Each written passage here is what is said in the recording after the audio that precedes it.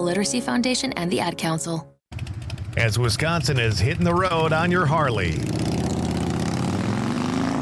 this is the Civic Media Radio Network.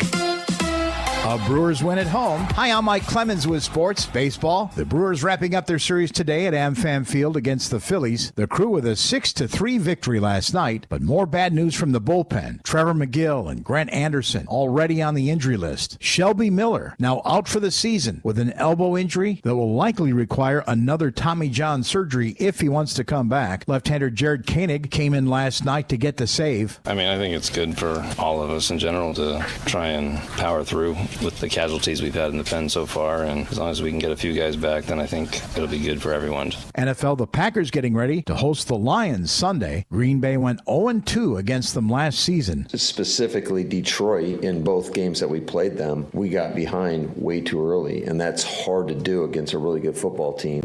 We had a couple costly turnovers in both games that ended up being critical plays. That's Packers head coach Matt LaFleur. With sports, I'm Mike Clemens. As Wisconsin is cheering on Bucky Badger, this is the Civic Media Radio Network. I'm meteorologist Mace Michaels. Cloudy tonight with passing showers and thunderstorms, and breezy, a low in the upper 40s. Partly sunny, cooler for tomorrow, a high right around 60. High temperatures climb up a little more for the weekend, 60 to 65 and mostly sunny. Currently 57 degrees. Doctors Without Borders is delivering life-saving medical care where it's needed most in communities around the world. From bandaging war-wounded patients in Sudan to providing clean drinking water in Haiti, we're in more than 70 countries worldwide, bringing patients from sick to recovering, from emergency to aid, from crisis to care. This life-saving care is made possible by a global movement of supporters like you. Thank you. You are never far away from your favorite radio station. We're always streaming on TuneIn and the Civic Media app. And if you missed your favorite show or game, listen to a podcast of it anytime on the app or our website, civicmedia.us. Small businesses are the heart of America. As the nation's largest nonprofit resource of expert business mentoring, SCORE has helped millions of entrepreneurs build their businesses for free. Find a mentor today at score.org.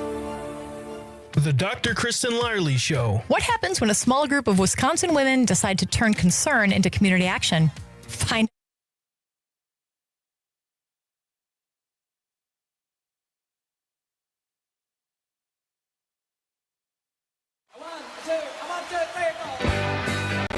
Broadcasting live from the Civic Media Studios in Green Bay, this is Nite Lite with Pete Schwaba, your inside source on everything entertainment from Wisconsin to Hollywood.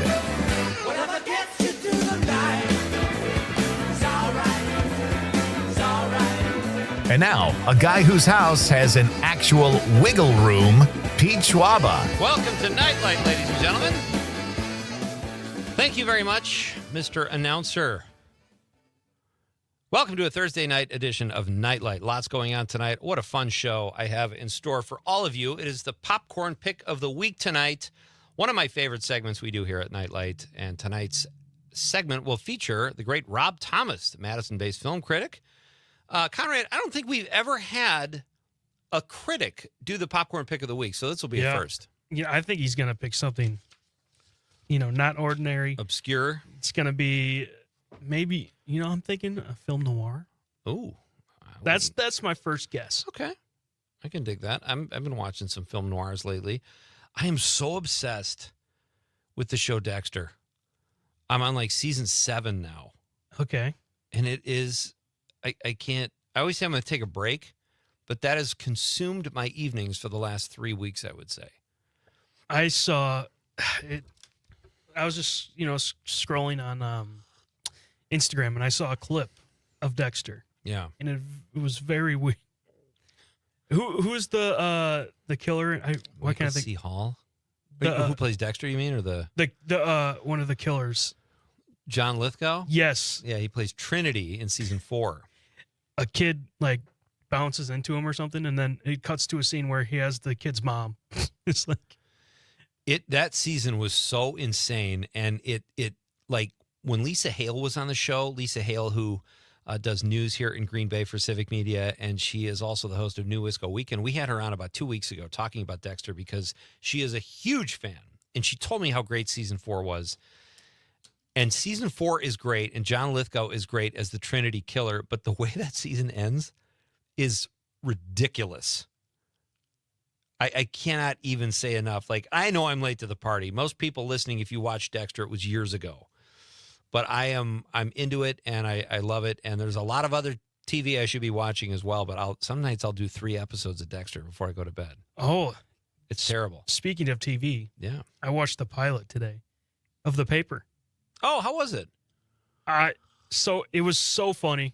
Really? I'm intrigued. And as soon as I get home tonight, you're back at it. Well, wait, football first, and then The Paper. But are they dropping all the episodes at once? Yeah. Oh, that's fantastic. And Oscar, who's it? Oh yeah, so funny. His first opening line is like, "Nope, not again."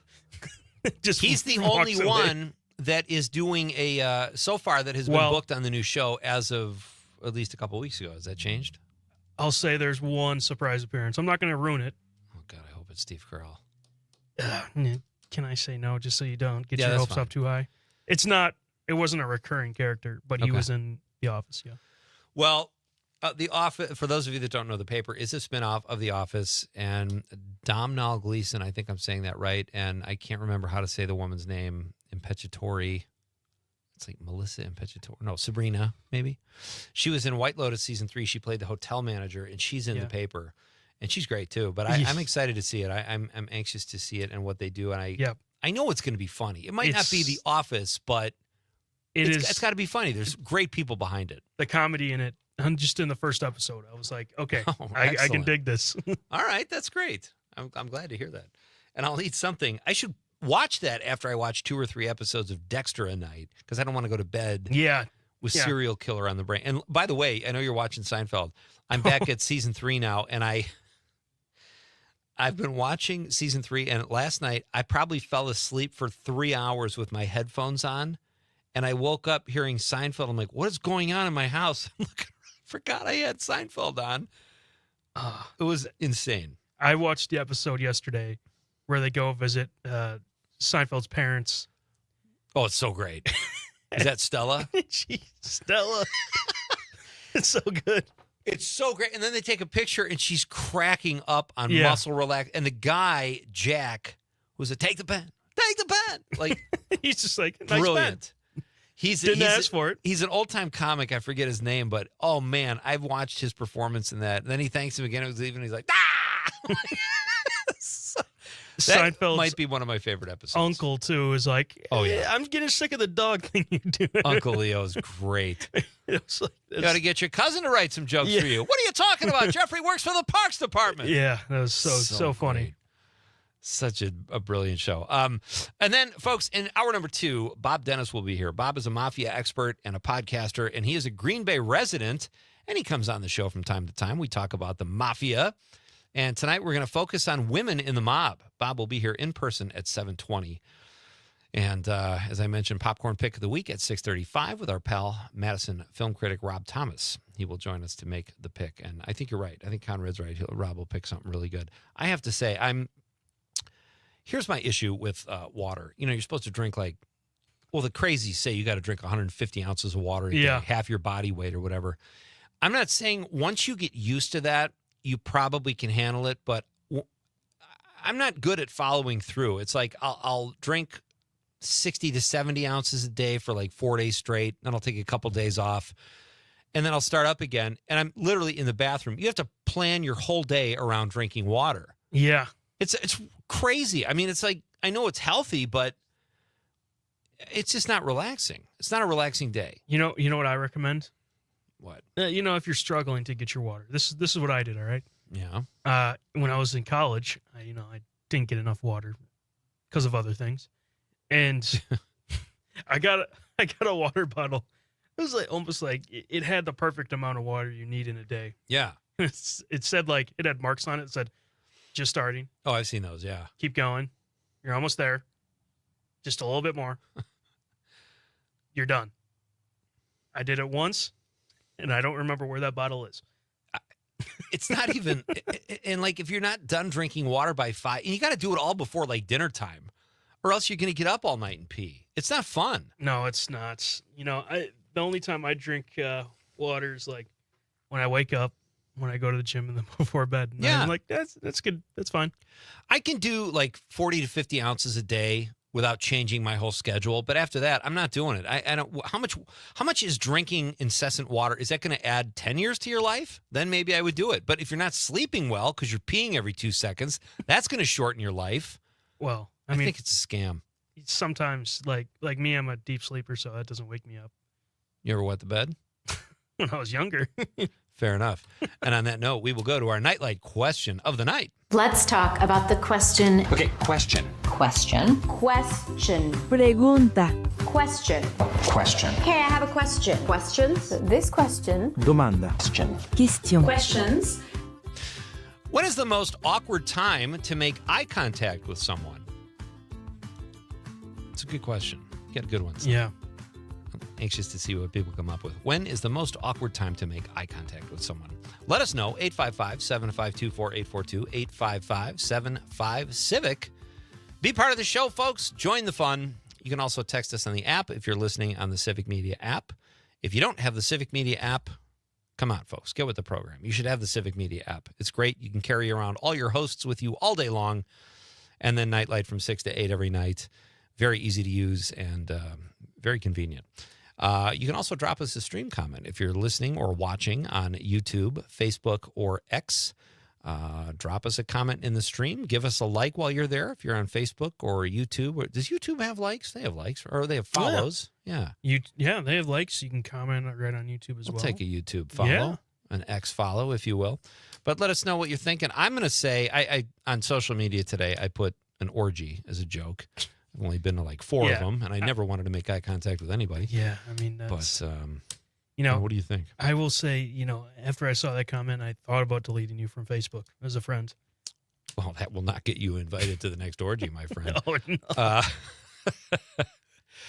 What do you say? What do you think? Well, I mean, last night when we were talking about, the YMC locker room. Yeah. I think that's a big one. You kind of keep your head down. You do. Change, and then just get out of there. Yeah. And I wonder if it's the same. First of all, gym culture is just weird. You don't want to make eye contact with a guy in the showers. I mean, I haven't been in a gym shower in ages. But like they're just open? Well, they used to be. And if you made eye contact with someone, you instantly turned away. Yeah. Which it feels strange too. Obviously, I think my answer, though, is, and I obviously the orgy thing was a joke. I don't know, for all I know, maybe you want to make eye contact with people at an orgy. I've never been to one. However, I will say my answer is when you're making out with someone. I remember when I was younger, and, you're kind of kissing and you're getting into it, and and a couple times I've opened my eyes right when she did, because you're kind of waiting to see the other person. No. You're waiting to see what the other person's reaction is, what your reaction is. And then it's really awkward. It's like, oh, we're looking at each other while we're kissing. So I'm going to say while making out. That's a weird one. It hasn't happened in years. It hasn't happened in a few weeks. But that's one that is awkward. It's like, oh, are we done kissing now? Do we keep going? Do I just close my eyes and proceed? What happens here? I think you just go right into it and stare at each other. Just keep going. Yeah, you could do that. That's turning it up a notch, though. That's making the session more intense, and that's when I'm talking about when it's not leading to sex necessarily, but you're just sort of, it's more of an innocent makeout. It's like opening your eyes. It's like, oh, what do we do now? That's a power couple that just, they don't even close their eyes when they start. Fair. They just they keep staring. That is fair. But I do wonder, like that gym call, like with guys, I wonder if it's the same with women. Like when, and women, please respond to this. If you're in a women's locker room and you make eye contact with another woman, is it as awkward as it is between guys? Because when I've been in locker rooms in the past, I notice sometimes people will look away quickly, and then I go, okay, that guy didn't mean to be. Look, it was just a random thing. But then you'll get the guys that'll like linger a little before they turn turn away. Like, oh, no. Maybe they're trying to get your attention. But guys at the gym are different. It's a weird culture. And I know that when I was leaving Bally's one day, this is probably in my 20s, and this muscle dude, huge, like you think I'm big. This guy had humongous muscles. I mean, you're a mountain of muscle. I'm a mountain of muscle. But this guy was holding the door for me. So I sped up a little bit, and I said, hey, thanks a lot. Maybe I was overly friendly. I was just trying to say thank you, and he went, Like, he's worried that we're going to have some connection. Or like, guys are so weird about other guys. Like, I was just saying thank you. You don't have to grunt. You can say you're welcome. It doesn't mean we're dating. Calm down. Weird. I've heard that before in the gym, too. What? Just the weightlifter. Yeah. It's really strange. So let us know, folks. 855-752-4842. That's our question of the night. When is the most awkward time to make eye contact with someone? We've got some great responses on social media. We'll get to those. Rob Thomas is here at 6:35 making the popcorn pick of the week. My phone is blowing up. Do you hear that? Can you hear that blow up in the next room? Yeah. It's like literally, it's like shaking. It's like, Pete, answer the phone. Crazy. So I think we got some good. All right, when we come back, I'm going to tell you about a movie you need to see, and then we'll read some text too before Rob Thomas drops by with the popcorn pick of the week. It's Pete Schwaba and Nite Lite on the Civic Media Radio Network. Let you know, girl, you're looking good. You're out of sight. All right, just move yourself and you glide like a 747 and you lose yourself in the sky among the clouds in your heaven calls. Let this groove right up the fuse. It's all From Denmark to De Pere, this is 97.9 WGBW. Streaming TV is where it's at. It's not about cutting the cord anymore. It's all about your customized TV options. With the best and cheapest high-speed internet and your own TV subscriptions, we've got your dream TV lineup. Between wired and satellite internet and TV, save money and get more internet speed and better TV today by calling the Whole Home Connect. 800-217-9129. 800-217-9129. 800-217-9129. When you're hiring, have you ever felt like you're missing out on meeting great candidates? Well, they're not hard to find when you go to ZipRecruiter. ZipRecruiter helps 10 million people with their job search every day. People who are actively looking for jobs like yours. So it's easy to find the right person fast. 4 out of 5 employers who post on ZipRecruiter get a quality candidate within the first day. Try ZipRecruiter for free at ZipRecruiter.com/free. That's ZipRecruiter.com/free. If you're looking for a reason to get out of Green Bay and maybe head a little bit south toward Manitowoc, this is the reason. This is it right now. It's Amanda with another new Wisco 411 for you, and we're talking about Sputnik Fest. Head to Manitowoc for Sputnik Fest on Saturday, September 6th from 11 a.m. till 6 p.m. In 1962, a piece of the Russian satellite Sputnik 4 landed in the middle of the street in Manitowoc, and they have celebrated it ever since with an amazing festival that is now a little alien-oriented. So come grab a green burger and check it out. Go to WGBW.FM and click events. A suicide on a team is devastating and a real risk for veterans. If you or someone you know is struggling, taking action for mental health is a brave step. Reach out now at reachoutwis.org for local resources available to you and your loved ones. Paid for by Advancing a Healthier Wisconsin Endowment with support by the Medical College of Wisconsin, the War Memorial Center, and reachoutwis.org. Teachers are diverse, skilled leaders, innovating to prepare students for our fast-changing world. Teaching shapes lives. Are you ready? Explore teaching at teach.org, supported by the U.S. Department of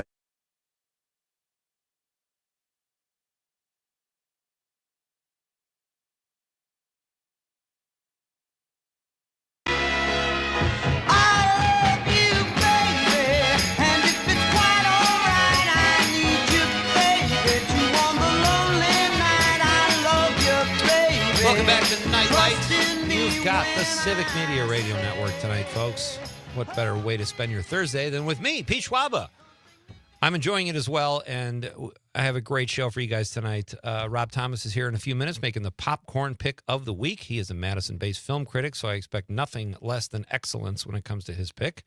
And Bob Dennis is here tonight at 7:20. He is a local mob expert and podcaster, and we are going to talk about women in the mob. And there are probably more than you think. And Bob is always fun. He'll be here in the studio at 7:20. Conrad Krieger working the board tonight.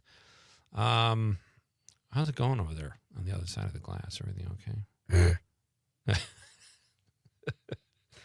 Hey, buddy. I love people have to wave. Whenever they walk by, they have to wave. I think that's so cool. There's hope for humanity. I have to tell people about this film I saw, and I know I've talked about it before on this show. I may have mentioned it in passing the other day, but I saw a film called The Threesome at the Wisconsin Film Festival in April. And we had the writer on the show recently, or probably in April, actually. He was on the show, and he did a great job. He wrote a great movie. It's thoughtful. It's a rom-com where it starts with a threesome, a guy and two girls, and then the twist that happens is amazing. And Zoe Deutsch is in it. She's great. It's got a great cast. I cannot recommend this movie enough. It is in theaters this weekend for a limited run. I don't know how long it'll be around, but if you live in Madison or Milwaukee, it will probably be there, at least through the weekend, hopefully longer, because it's a really good film. And I saw it at the Barrymore Theater in Madison at the Wisconsin Film Festival, like I said, and it was just, the crowd loved it. Great script by Ethan Ogilvy, who was on the show, and just a really solid movie.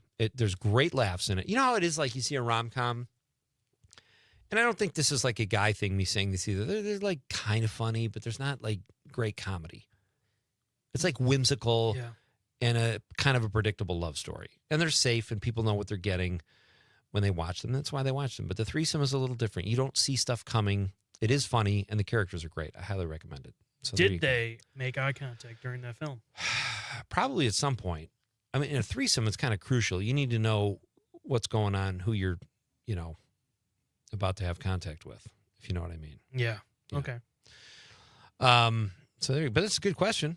I applaud the question. Hey, our pal Terry Barr is watching on the stream. Terry says, I love Dexter. She says, it just keeps you guessing and watching. It is true. I really honestly thought I was going to take a break after season 4, then after season 5 and switch it up. Terry, I'm almost done with season 7. I think there's only 8 seasons. So, and then there's like 2 or 3 other iterations. So I'll probably keep watching. Terry says, we saw Michael C. Hall, the actor who plays Dexter, on Broadway as the lead in Cabaret. Amazing. He is good. He's a very good actor, and he's perfect for that role. He is kind of a creepy look. Like, he's a handsome guy, but he's a vigilante. He's like Batman without the uniform or the costume, whatever you want to call it. Thank you, Terry. Good to know Terry's watching the show tonight. Oh, yeah. I love that. She's going to be on here tomorrow night for Bar Band Friday night at 7:35. Don't miss that, folks. That is my other favorite segment of the week. So let's go and read some texts. We've got our question of the night is, I can't remember how I worded it. I have to go back and look now, Conrad. I don't want to misread it. When is the most awkward time to make eye contact with someone? When is the most awkward time to make eye contact with someone? We got a lot of text to get to, so I better start reading these. On social media today, Conrad said in the locker room. We covered that. Sheila Rosenberg says, this made me laugh. I saw this earlier. She says, through the crack of a dressing room door. Someone catches you peeping. Yeah, that would be awkward. Daniel Wheeler, Danny Wheels, he'll be here tomorrow night at 6:35, says, when casually trying to peek through the bathroom stall to see if it's in use or the door is just shut. Kind of the same thing. Yeah, I've accidentally done that before. But you look through the door. I go low. I look for feet. I'm not looking through the crack of the door. There's a couple times I'm like, is it? Oh, yeah. Like you felt confident it was free? Yeah. It's such an awkward thing when you think the bathroom is open or something. When it's just like a single and you push down the handle and then it's locked. Well, I instantly run. Right. That's a good response. You ever get that weirdo that's kind of hoping someone opens the door? No. I haven't. Me neither. Mike Desitel says, when they're awake. Okay, Mike, that's fair. Good response. Our pal Nick Wallander says at the urinal. Yeah. That is awkward, Nick. And that probably, that is the first response, or the first place my mind went, is because there's been so many instances where you're just looking around and casual eye contact at the urinal. I always like to smile after that and make people feel really awkward. Don't look away. Just keep it going. Let's be friends. You know, one of my favorite. We have something in common. One of the funniest scenes in Anger Management, if you've seen that movie with Adam Sandler. Yeah, years ago. He goes into the urinal, and it's like one of his girlfriend's like best friends, and he's mad. You know, he looks at him in his eyes, and then looks down, and then looks back up, and the guy's just smiling at him. At the urinal? Yeah. Oh, that's hilarious. My friend Fred Klett used to do a joke. Something about that, too, smiling at people in the bathroom. You just don't do it. J.B. Thompson, the guy behind the guy, says while opening the door for someone. Yeah, I could see that. I'll say this, though. What's even worse is when you make eye contact with someone after you've opened the door for them. You make eye contact, and they still don't thank you. It's just I mean, I went on horrible. a streak, you know, in the summer where I didn't Yeah, get you thank did. yous. So I'm done opening door for people. I'm All just right. closing their face now. I say making out. I say it's most awkward when you're making out with someone. Conrad says in the locker room. We got a lot of texts to get to. We'll get to those. But what do you say, folks? When is the most awkward time to make eye contact with someone? That's the fun we're having here at Nite Lite. It's great to have you with me on this awesome Thursday night, the Christmas Eve of weeknights. When we come back, Madison-based film critic and CityCast Madison editor Rob Thomas will be here to make the popcorn pick. You don't want to miss that, folks. It's Pete Schwaba and Nite Lite on the Civic Media Radio Network.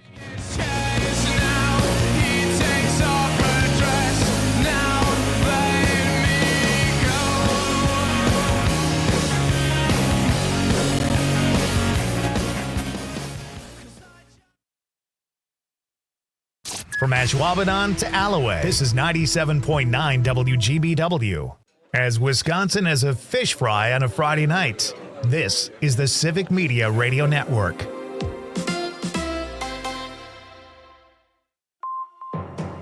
From the 97.9 WGBW newsroom, I'm Lisa Hale with this local news update. Following Labor Day this week, activists are once again calling on the Wisconsin State Legislature to raise the minimum wage. On Tuesday, service workers and organizers gathered at the state capitol to share their calls for a $20 per hour minimum wage, a significant increase over the current $7.25 wage. The current minimum wage was set at the federal level in 2009, but about half of the states across the country have increased the minimum wage. Critics of raising the minimum wage claim it would stifle hiring and increase inflation. On the very first day of school this year, a 12-year-old Kaukauna girl riding an electric scooter was hit and dragged by a vehicle, injuring her arm and shoulder. Police say the accident happened Tuesday afternoon around 3:30 when the girl was riding her scooter on the sidewalk near the Quick Trip at Catherine and Amanda Streets when a vehicle exiting the convenience store hit her. Witnesses say the driver did not realize she had hit Skylin Bannock and drove about 60 feet before stopping. The 7th grader was taken to the hospital for her injuries. A police pursuit, an arrest, and the seizure of over 2 pounds of drugs precipitated the lockdown of a Fond du Lac middle school on Wednesday. The story starts with a Fond du Lac County deputy conducting a traffic stop. The driver fled. The vehicle was located later, but due to its proximity to Sabish Middle School and the time for dismissal approaching, the school was placed on lockdown. Canine officers helped track one suspect who was arrested. The driver was not located. However, 2.3 pounds of marijuana was found in the car. News at the top and bottom of the hour all day and on demand anytime at WGBW.FM.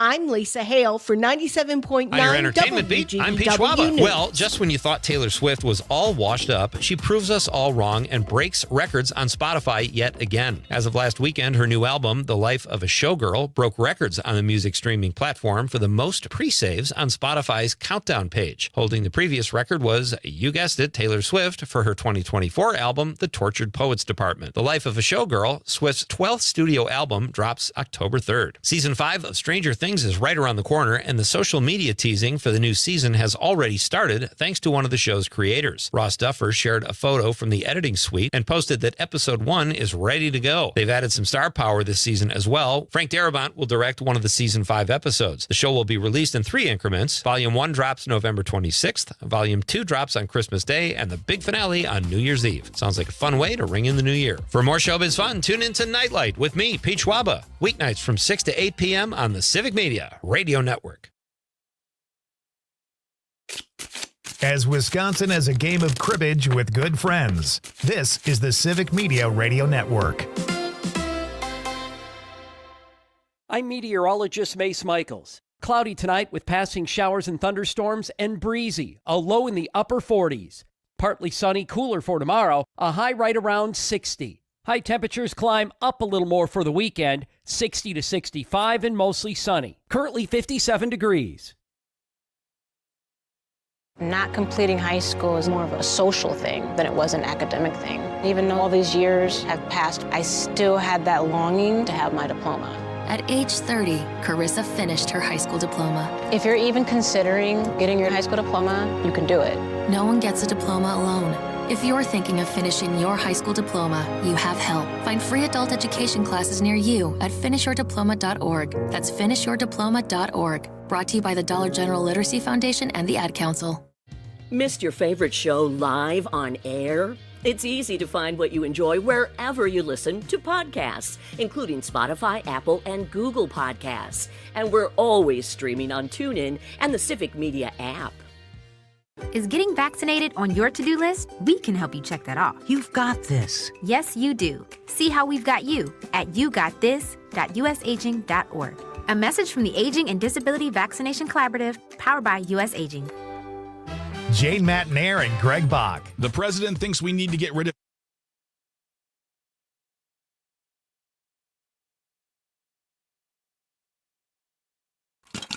It's time for the Nite Lite Popcorn Pick of the Week, where we recommend a movie that you'll either enjoy or won't.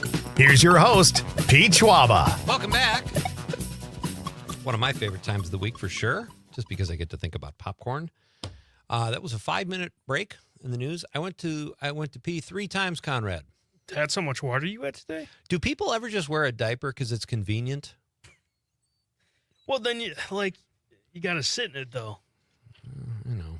So is that really convenient? Do some Googling, will you? Because then you Take a got memo. to go to get another one. I guess so. Let's I don't usually talk about such earthy topics on this show, but every once in a while I just get irritated. All right, folks, it is time for the Popcorn Pick of the Week, and joining me now to make said pick is Madison-based film critic. He's a regular on this show. He is also the editor of the CityCast Madison newsletter, a great publication. If you haven't checked it out, please do. And you can follow Rob on his Substack at Not That Rob Thomas. He is not that Rob Thomas, but he is our Rob Thomas, and he joins us now over the stream. Hey, buddy. Cannot believe I'm following diaper talk. Well, I wanted to set the bar low, Rob. I wanted you to come out swinging. Yeah, you know.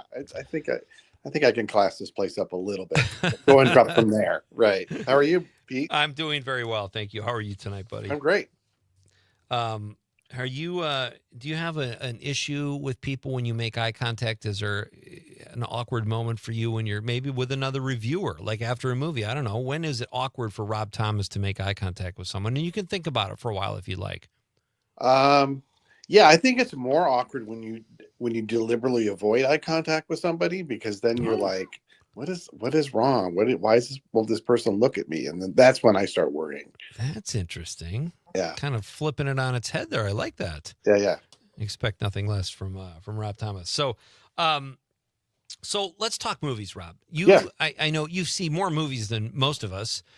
You do all these great reviews. How do you typically watch movies? Let's do this. How do you prefer to watch movies, in a theater or at home? Oh, in a theater, 10 times out of 10. Yeah. Because if it's first of all, comedy, like The Naked Gun, or like an action movie, it's so much more fun to see on the big screen.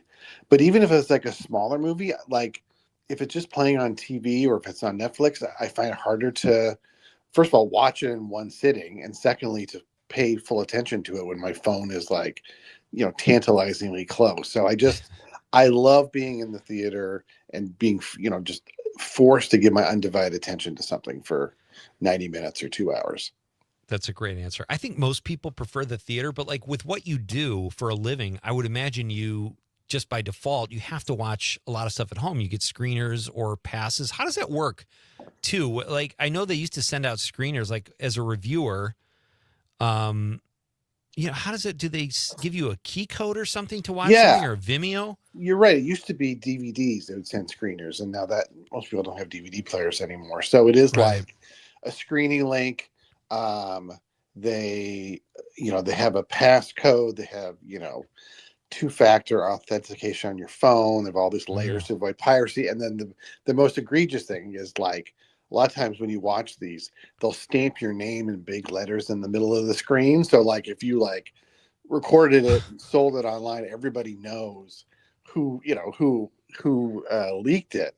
But it can be distracting to watch like watching a foreign film and your name is above the subtitles every time. So it's up there the entire time? Yes, usually it's up there the entire time. Yeah. So that's terrible. Yeah, but I mean, you trade a little bit for convenience because it's so nice to just be able to, like you said, watch it at home and whenever you want. And usually it's like a 48-hour window, and they limit the number of times you can watch it, and then it vanishes, which is how it should be. But it's pretty nice for sure. That's kind of cool. I didn't really, I thought about that over the last few years. Like, how does that work now? So I'm glad. Thank you for the information. Do you typically, like, when you're doing work, Rob, when you have a film to review and you're looking at your own name on any one of these movies, do you have a snack, or is it mostly about business and you just have a cup of coffee, or do you try to make the experience enjoyable, like you're just watching a movie? Oh, that's interesting. I don't like make popcorn usually or anything like that. I'm usually watching it after dinner, so I've probably eaten for the night, might have a beer going or a drink or something like that. But yeah, you're, like I said, you're never going to recreate the theatrical experience at home. Right. So usually I'm just watching it, and then you're not supposed to let other people in your house watch the movie with you. So because it's sort of like, they don't have their name on it like I do. So so usually I'm watching it by myself. How are they going to enforce that? That's such a ridiculous. It's more of a philosophy thing. You're right. Yeah. Have I broken that in the past? If the movie's like, oh, my wife will really love this, or the kids would really love something like a kids movie when they were younger. And also, frankly, it's from, if it's a kids movie, it's good to get a kid's perspective, right? Because but in theory, that's the idea. What are your favorite types of movies when it comes to genre, Rob? What do you prefer to watch if you had to pick something? I love action movies. I love the Mission Impossibles and the James Bonds. I've been watching those my whole life. I like thrillers that are like very smart. Like Michael Clayton is one that comes to mind, or there's one in theaters right now called Relay, where it's like, the plot doesn't depend on somebody doing something really dumb, but it's like everybody, the good guys and bad guys, are really very smart and trying to kind of outwit each other. I like those movies a lot. Where do you stand on, how long has it been since you've seen The Sting?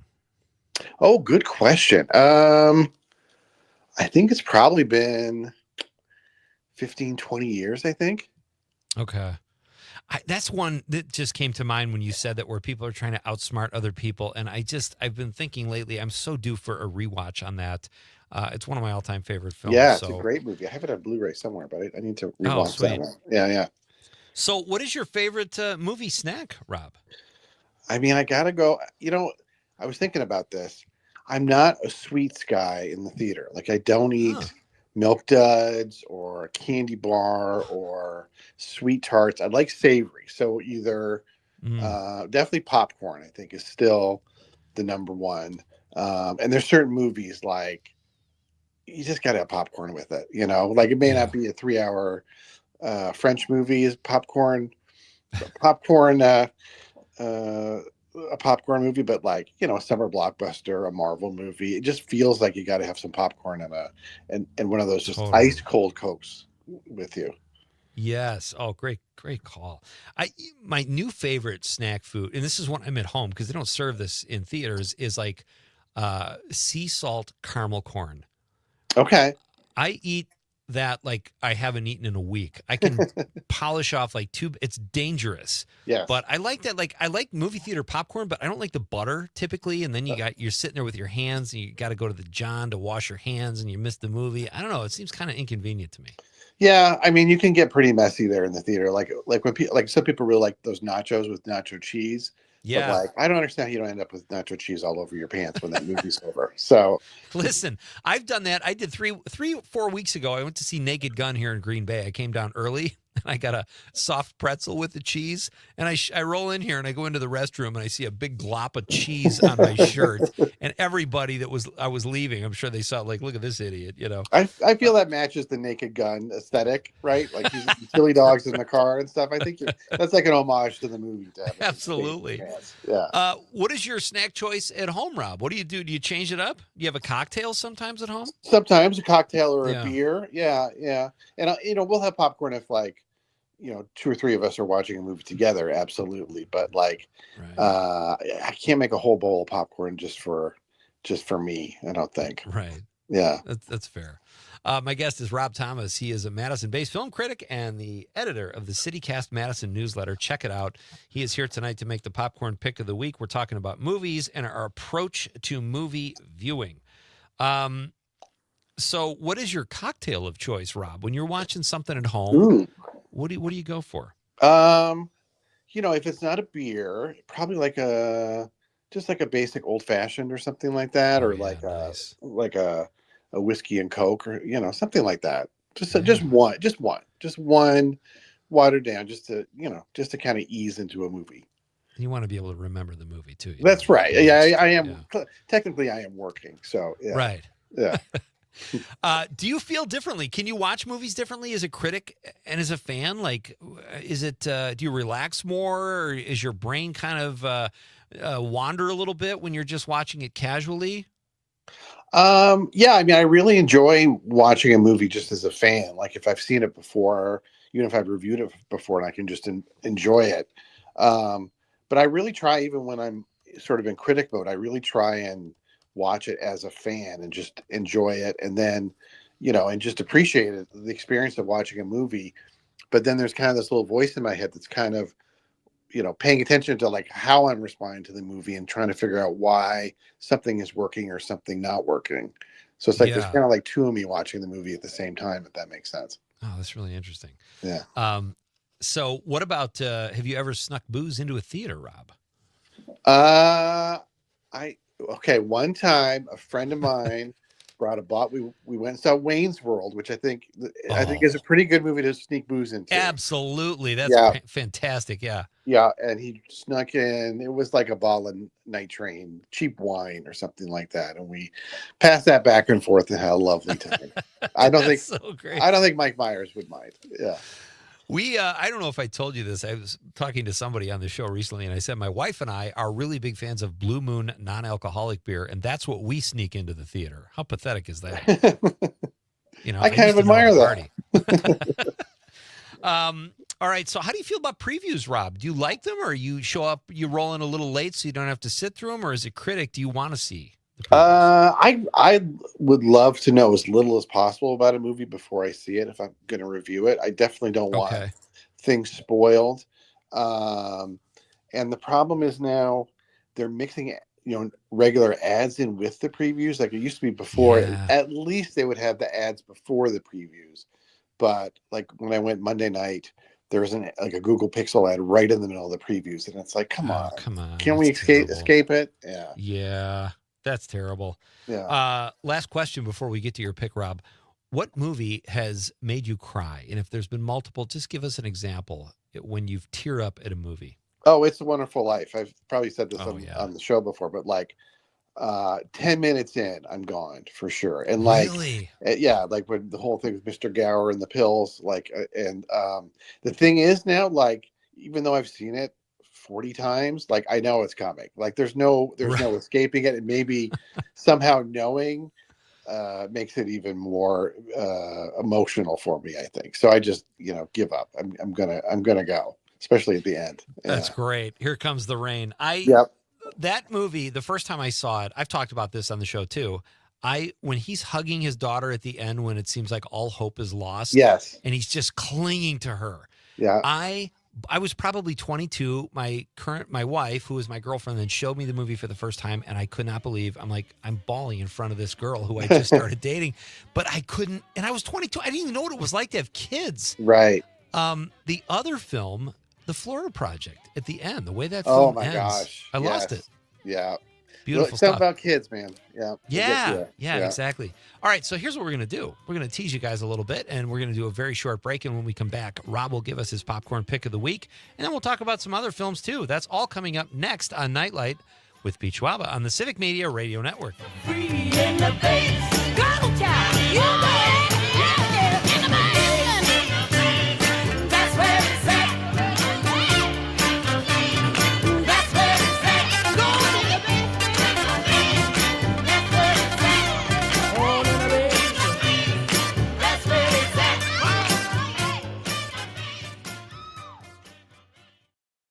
Rebuilding and refreshing local radio one station at a time. This Civic Media radio station is proud to be a part of your community. Learn more at civicmedia.us. Remembering Vietnam, brought to you by The Dispensary. We dug holes, little foxholes, to jump into and take cover when you heard them coming.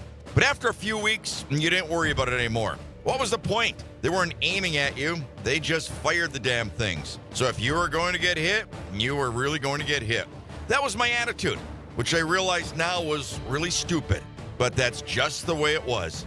I don't know why I did it, but instead of jumping into a hole, I walked around with my camera, hoping to get a great picture.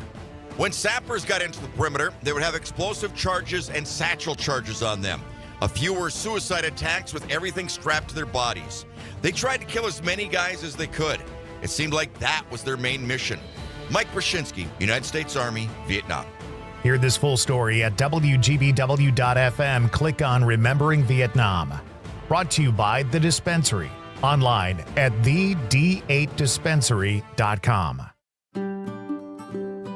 It's time for Eye on the Community on WGBW, sponsored by Inside Eye Care, serving the Fox Valley since 1972 with comprehensive eye care services. Find them on North Sawyer Street in Oshkosh and Shane Drive in Appleton. Their goal is to improve lives by improving sight with quality eye care for everyone in your family.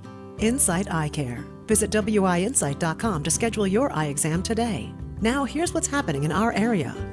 Don't miss your chance to see Secret Seuss at the Neville Public Museum. This creative exhibit features a collection that consists of original character illustrations created by Dr. Seuss, as well as a collection of his unorthodox taxidermy. There are also bronze sculptures of some of his most famous characters. The exhibit is only around until October 5th. For pricing and more information, including the museum's hours of operation, go to nevillepublicmuseum.org. This has been Your Eye on the Community, brought to you by Insight Eye Care. If it's happening in the Green Bay area, it's on WGBW. As a U.S. Navy veteran and business owner, I've lived through moments where every detail counts, and I carry that into mass appeal. That's why I personally ensure we deliver top quality promotional materials like t-shirts, sweatshirts, and more to help your company, whether it is a local business or school, gain the visibility it needs to thrive. Your logo is our business, and we're here to make your vision come true. Go to massappealwi.com or drop by their shop on Lineville Road, just off Highway 41. Doctors Without Borders is delivering life-saving medical care where it's needed most in communities around the world.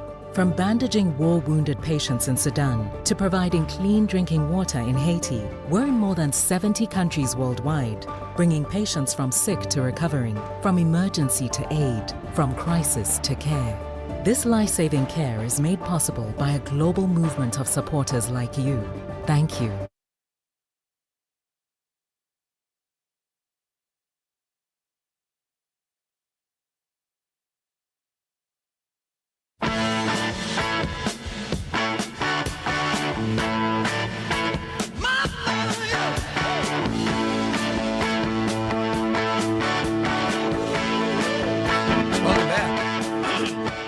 Pardon me. I am Pete Schwaba. You've got the Civic Media Radio Network. It is a Thursday night edition of Nite Lite, folks. We are broadcasting statewide from beautiful downtown Green Bay, chilly Green Bay. Rob, is it nice in Madison today? It's got a little bit of a chill. Yeah, it feels nice though. I mean, it's like September, right? We gotta accept it. So yeah, I not always too feel cold. like it's weird that it immediately gets cold after like September 2nd. It's like, right. It is like a light switch got turned off. It's really strange.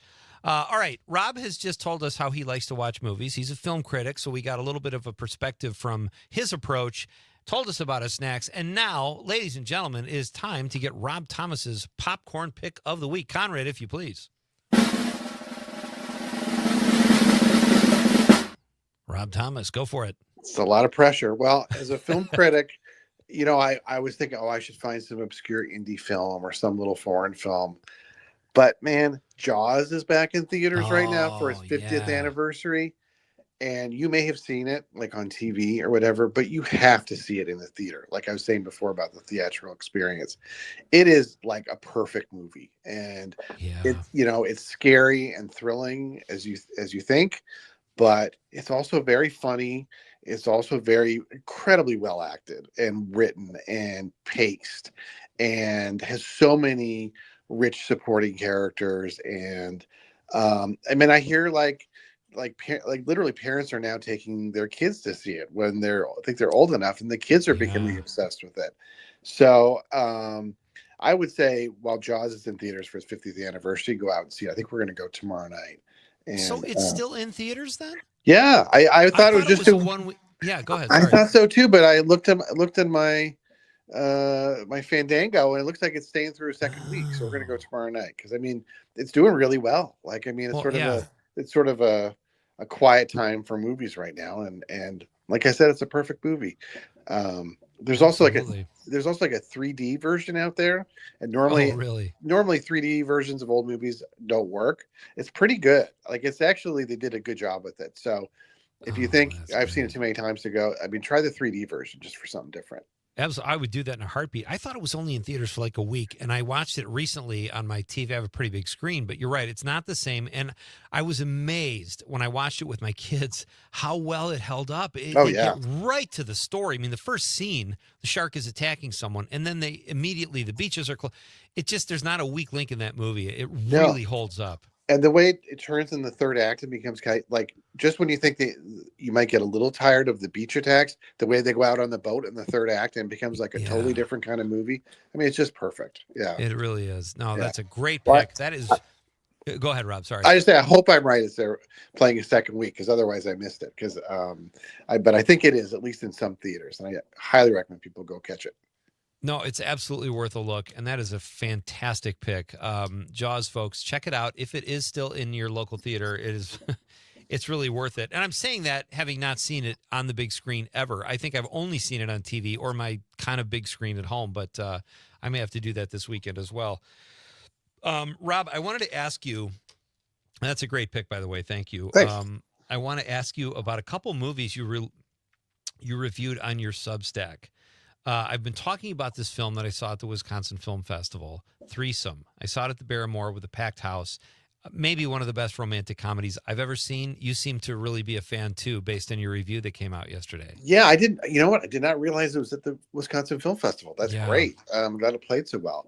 It sort of opens, I think, tomorrow. Might have some sneak preview screenings tonight. But like the name suggests, it's about this guy. He likes this one woman. The two of them meet another woman at a bar and go home. And, I think my headline was, it's a great advertisement for why you should not have a threesome, because things get so complicated for all three of them the next morning and beyond. And it's really, really well done, really sincere, heartfelt. None of them are like the villain. None of them are like, that's the bad person. They're all, you feel for all of them kind of entangled with each other in ways that I won't spoil. Although the trailer does. And good performances, really good directing, really, really good. And it's a smaller movie. I think it was the AMC mystery movie on Monday night that's what I went and saw. And I really liked it. Yeah, I really liked it. And it was very fun to see I don't know how it was at the Barrymore, but it was fun to see with an audience because there's so many plot twists and revelations, and just people gasping and going like, "Oh no!" It was very fun to see with the crowd. It's great. And we had the writer Ethan Ogilvy on the show around sometime in April. He was great to talk to, and just his approach to writing. And he even told me, he goes, there's kind of a big twist that happens about 30 minutes in, and I still didn't see it coming. Yeah. And I loved that. And you're right, I don't want to spoil anything, but it's such a fun movie. And the character, like you said, there's one of the girls is kind of a little more on the religious side. The other one's more free-spirited. He's kind of this, thoughtful dude. All the characters are thoughtful. And you just said it great. You kind of root for all of them. It's a really well-done film. Yep. Yeah, absolutely. We have to do, can we keep you through the news for a few minutes, Rob? Yeah, absolutely. All right. So I want to talk about another film you reviewed, which I think I love Carol Kane. And it's a film that you reviewed about a week ago called Office Killer. Yes. Where can we see that?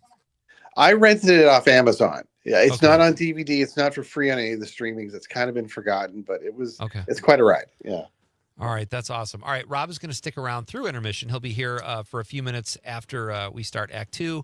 And we're going to talk about, have you seen Weapons, Naked Gun, Caught Stealing, Rob? What Naked Gun I saw. I saw Naked Gun. Yeah. Fantastic. All right. We'll talk about Naked Gun. And I had David Zucker on the show a couple weeks ago.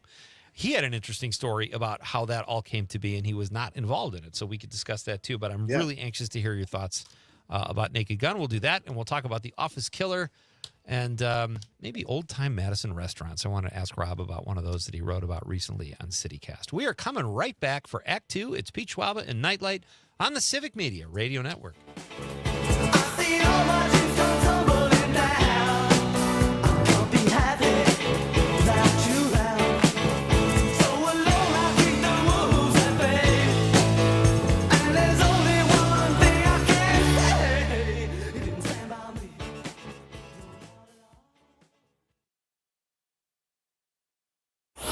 If it happens in Wisconsin, we'll hear about it. Local news and timeless hits. WGBW, Denmark, Green Bay. ABC News, I'm Dave Packard. HHS Secretary Robert F. Kennedy Jr. under fire on Capitol Hill. Republicans and Democrats raising concerns over his views on vaccines and the turmoil inside the CDC, disputing a claim by ousted CDC Director Susan Menarez that the health secretary ordered her to pre-approve vaccine recommendations from a CDC advisory committee. Oregon Democrat Ron Wyden asking Kennedy. So she's lying today to the American people in the Wall Street Journal? Yes, sir. In the West, Hawaii joining California, Oregon, and Washington State in an alliance that will assess vaccinations in lieu of federal guidance. Illinois Governor J.B. Pritzker says he was told ICE immigration operations will ramp up Saturday, but it may be possible they could begin as early as tomorrow. Meanwhile, a Mexican Independence Day celebration scheduled in Chicago has now been postponed. President Trump expected to sign an executive order tomorrow, renaming the Department of Defense the Department of War. This is ABC News. As Wisconsin is dropping a line in your favorite fishing spot, this is the Civic Media Radio Network. From the 97.9 WGBW newsroom, I'm Lisa Hale with this local news update. Measles is spreading in Wisconsin and fewer kids are protected here. So far, at least 24 people have gotten the highly contagious virus here in the Badger State, all in Oconto County. Savannah Tomei Olson explains. The U.S. now has the most measles cases ever since the disease was declared eradicated in 2000. More than 1,200 people across the country have gotten sick. 3 have died, 2 of them young children. ER physician Dr. Darian Sutton says declining vaccination rates are to blame. In order to protect against infections and outbreaks of measles, you need at least 95% of the population vaccinated against measles. In recent years, we've seen that percent decline, specifically among children. Right now, approximately 93% of children are vaccinated or up to date on their routine vaccinations. And when that happens, the most contagious virus will break through. And that's what we're seeing today. Now, 93% of kids across the country have their measles shots, but those numbers are much lower here in Wisconsin. Only about 81% of toddlers here have been vaccinated against measles. Wisconsin has the second lowest vaccination rate in the nation. More and more parents are choosing to opt their children out. toddler measles vaccination rates have dropped dramatically in some counties across Wisconsin. From 2013 to 2023, the vaccination rate dropped 19% in Marquette County and 20% in Forest County. Health officials say it's never too late. If your child needs a vaccine, your pediatrician's office is a good place to start. For Civic Media News, I'm Savannah Tomei Olson. In Brown County, there's been a 2% increase in the number of measles vaccinations. News at the top and bottom of the hour all day and on demand anytime at WGBW.FM. I'm Lisa Hale for 97.9 WGBW News. Another Brewers player injured. Hi, I'm Mike Clemens with sports. The Brewers and Phillies wrapping up their 3-game series today in Milwaukee. The Brewers winning last night's game 6-3. Pat Murphy on why Christian Yelich was not in the lineup. He's got lower back pain. He's talked to the surgeon, whatever. He hasn't been out all year. He played all those games. He's really been super healthy for us and super critical, but it didn't respond well. It's come on a little bit. NFL. The Packers host the Detroit Lions Sunday at 3:25. Jordan Love on his thoughts about adding defensive end Micah Parsons to the team. Yeah, I think Micah's he's a smart dude all around. I think he loves ball. He's very intelligent when it comes to football. He has smart questions. He's trying to learn about the offense and our plan for going into a game and things like that. So I think that just shows you where he's at mentally, what he's thinking of outside in the offseason. No, he's definitely a smart guy. So I'm just excited, like I said, see him out there on the field with us. That's Jordan Love with Sports. I'm Mike Clemens. As Wisconsin is brats on the grill for a tailgate, this is the Civic Media Radio Network. I'm meteorologist Mace Michaels. Cloudy tonight with passing showers and thunderstorms and breezy, a low in the upper 40s. Partly sunny, cooler for tomorrow, a high right around 60. High temperatures climb up a little more for the weekend, 60 to 65 and mostly sunny. It's 55 right now. The Dr. Kristen Larley Show. What happens when a small group of Wisconsin women decide to turn concern into community action? Find out this weekend. Northern Door Activism. Sunday mornings at 9 on 97.9 and 1590 AM WGBW. Not completing high school is more of a social thing than it was an academic thing. Even though all these years have passed, I still had that longing to have my diploma. At age 30, Carissa finished her high school diploma. If you're even considering getting your high school diploma, you can do it.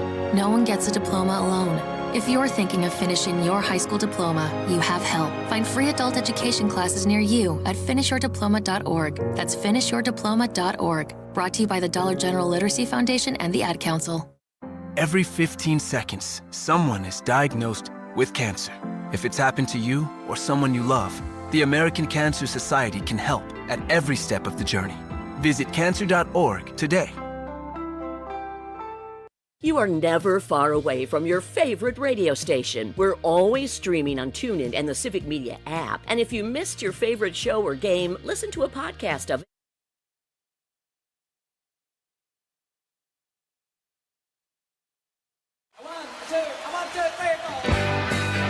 Broadcasting live from the Civic Media Studios in Green Bay, this is Nite Lite with Pete Schwaba, your inside source on everything entertainment from Wisconsin to Hollywood.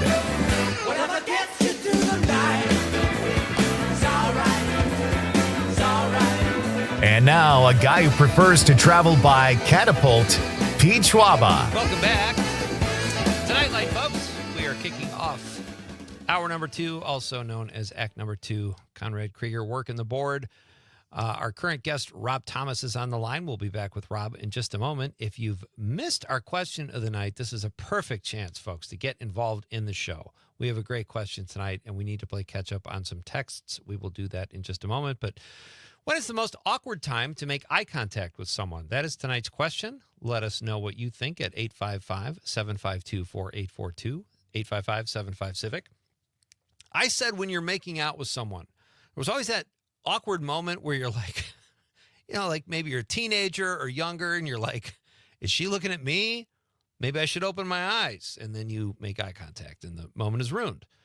So Conrad says at the gym. Locker room. Locker room. Okay. That's a weird one. It's that guy culture. You don't want anyone to mistake. You could just be looking at a guy because you think he's handsome, right? And they make it weird. Maybe you're just lusting after this guy and you're just sneaking a peek and then he makes it weird. Yeah, totally. So let us know what you think, and you can drop us a stream comment or a comment on the app. We had a nice talk about a movie called Threesome that we talked about early in the show, and with Rob Thomas. I just looked at Rob's Substack during the news at like 6:30, and I'm like, oh, I can't believe, I thought we had already talked about that movie, but he just reviewed it. So go to Rob's Substack and review and read about Threesome. You'll really enjoy it, folks. All kinds of fun stuff. Bob Dennis will be here at 7:20. In just a few minutes, we're going to talk about female mafia members. He is our local mob expert and a great podcaster and a really fun guest to have on here at Nite Lite, especially when he comes in the studio. So we just took a picture, too, of Jocelyn from Rise and Grind. She was our Nite Lite window love person. Always nice to get some window love from a neighbor. They have great stuff. Their coffee is outstanding. Yes, and it is. honestly, I think you and I together are putting her kids through college with all the gelato. We've had a bunch of gelato from there. You wouldn't have to go to the gym as much if you didn't eat so much gelato. Me either. Yeah. All right. So a fun night here, a great Thursday night here in downtown Green Bay as we broadcast statewide. Let's get back to our guest who is waiting patiently over the stream, Mr. Rob Thomas. Rob is a Madison-based film critic, and he is also the CityCast Madison newsletter editor. Rob, we were talking about the movie Office Killer, Carol Kane, Molly Ringwald, Eric Bogosian. Why is it, do you think, that it seems like some actors do their best work after they're on the downside of their career or when their star has maybe not fallen, but they're not as big of a name? Do they just pick better projects, or are they kind of can't be fussy? What's the deal? I think it's probably they're not reaching for that brass ring anymore so much. Like probably when they're younger, they have like a team, a manager, an agent saying, oh, you got to do this one. Oh, you got to do that one. That's the one. And maybe they don't quite make it. Maybe they make it for a little while and then they, because they fall off. And then it's like, okay, I'm going to start taking roles that interest me. And I've never done this before. And that's a lot of times you can find the most interesting performances. Like I was just thinking about Jeff Bridges, who like in the 80s was like he had a lot of very conventional leading man roles and always a great actor, but it really wasn't until like Lebowski and Crazy Heart as he got older that he started taking these really interesting character actor parts, and that's now I think what I think of when I think of Jeff Bridges is that older grizzled guy. They're willing to do those scripts because there are a lot of great scripts out there, but some the studio wouldn't be their cup of tea. So they can pick better material, I think. And that's a great answer. So Rob, the summer box office is pretty much past now with Labor Day in the rear view. What did you think overall of the offerings from Hollywood, and what can we look forward to? I thought it was kind of a weak summer, to be honest with you. Like like there's stuff I liked. I think probably F1 was probably the best time I had in the theater. It was the one movie I saw twice. I thought Thunderbolts was good. I thought Superman was good. But in general, there was nothing that really popped the way Top Gun Maverick or Barbie or something like that, where it's like, oh, that's going to be a top 10, one of my on my top 10 this year, and is the movie everybody's talking about. Right. I don't know how you felt. I mean, there were some disappointments. Like Jurassic Park was just okay. I thought the Mission Impossible movie was kind of a disappointment, considering how much I love those movies. But it was just very long. But even like by August, I took a little bit of a break from seeing movies because it was like these are good, but nothing really sticking. And the big ones by that time mostly have all come out. I would pretty much agree with you, although I did think it'll be interesting because I think Sinners probably was my favorite film of the summer. Yes. Well, but it'll be interesting to see how that, ages. Like, will it be a classic or was it just kind of one of those movies for that time? I don't know. That'll be fascinating. Well, that came out in April, I think. So that's technically not even a summer movie. But that and Black Bag are still, which came out in February or March, still my 1-2 for the year, I think. That's Yeah. great. And I liked 28 Years Later a lot as well. Yeah, I so- should see that. That's what I Yeah. heard people really responded to. Yeah. All right. So what did you think of Naked Gun? You saw the remake with Liam Neeson and Pamela Anderson. What were your thoughts on that film? I mean, I still remember seeing the original in theaters when I was in college in 1988 and having an awesome time with my friends. And I had a good time. Like my brother and my dad were visiting in town over Labor Day weekend. You know, the problem was we saw it after been out for several weeks, so the theater was nearly empty. So you didn't get that experience that everybody talks about where the theater's packed and everybody's laughing. But it was still a good time. You know, those kind of movies, you know, 5 jokes will go by and 1 or 2 will hit, but that's a pretty good, that's not a bad batting average Yeah. for a comedy like that. It's So I still thought- it's still that Airplane comedy where, and I know this because I read this recently, that Airplane was rated the most jokes in any movie. I think it averaged like 3 per minute, and Naked Gun is along those same. I mean, it's a toss up to me between Airplane and the original Naked Gun. I thought they were both outstanding. Yes. But did you like this one? I did. I much mean, as- not as much, but I Okay. think, but I did think Liam Neeson was, you know, having a great time playing it very straight. Yeah. I thought Pamela Anderson was a really good choice. And there were good jokes. Just, you know, every minute or two there was one that would make me chuckle or just come out of nowhere and make me laugh really hard. And it was a short movie. It was like 80 minutes, so it didn't overstay its welcome. Rob, So without credits, right? It was like an hour and 10 minutes. It was barely a feature film. Right. Which I think I liked. I mean, you know, a movie like So, it was like a 3-star for me, and maybe, you know, those older movies you mentioned, like I've seen them several times, and now I think every joke in those movies is hysterical. But maybe I wouldn't have thought that back in the 80s. Yeah. I have one more thing I want to ask you about, and it was, or it's more of a thank you. You reviewed this movie, 40 Acres, and my wife and I watched that. We just streamed it one night at home. What a good film. Oh, good. I'm glad you liked it. Yeah. Great review, and it totally did the film justice. I really liked it. Yeah, action, apocalyptic. Yeah. Smart. One more smart thing, movie. too. Have you been watching South Park?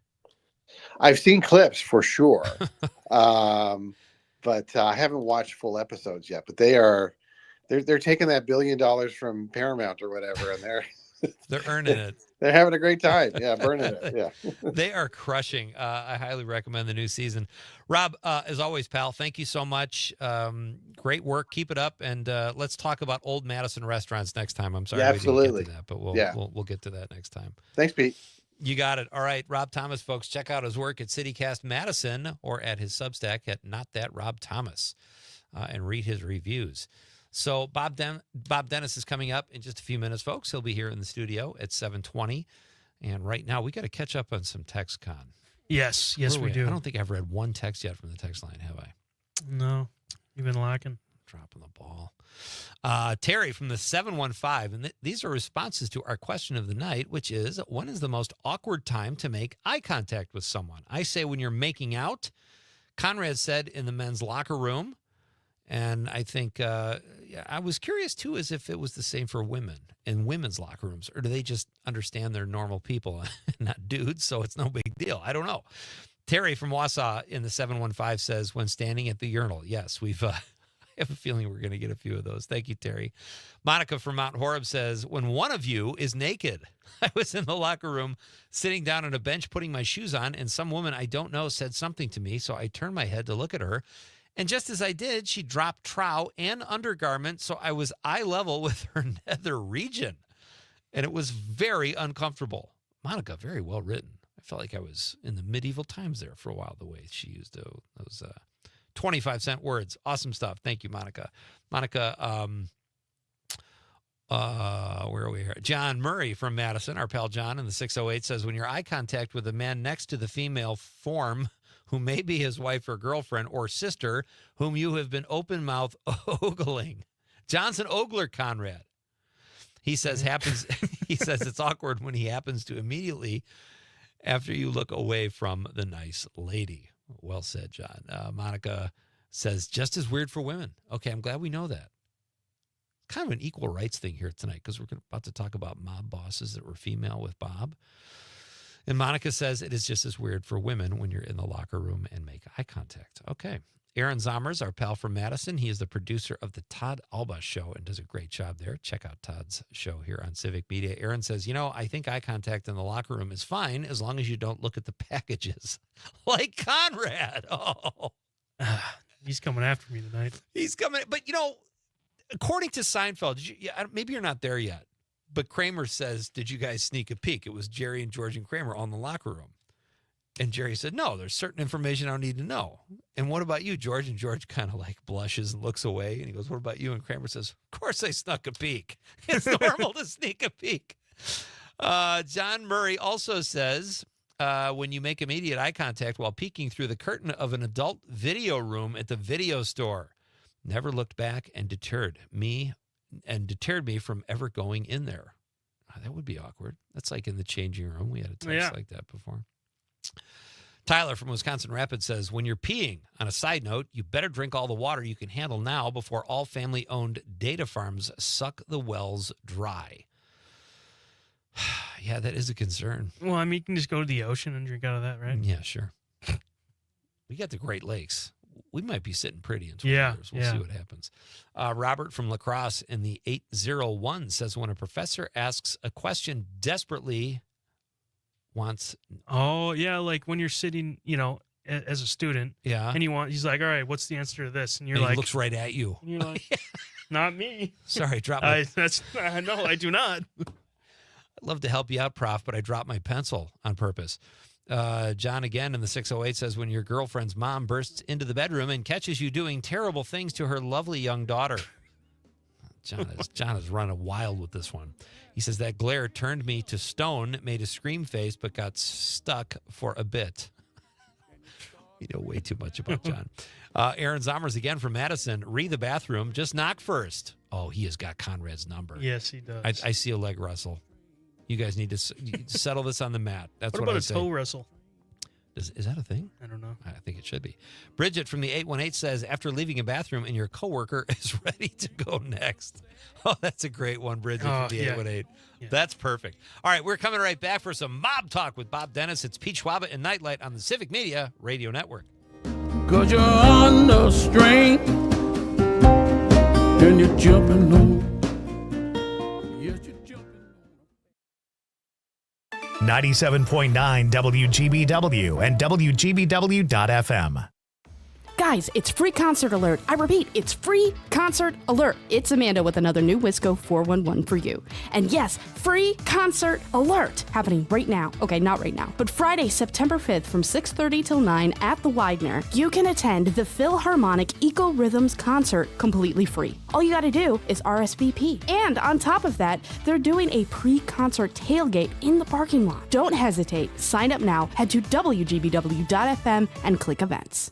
Hey Wisconsin, it's construction season, and the Wisconsin DOT wants to help you safely navigate work zones. Check 511wi.gov or download the app for road work or closures on your route. Know before you go with 511 Wisconsin. Sponsored by the Wisconsin DOT.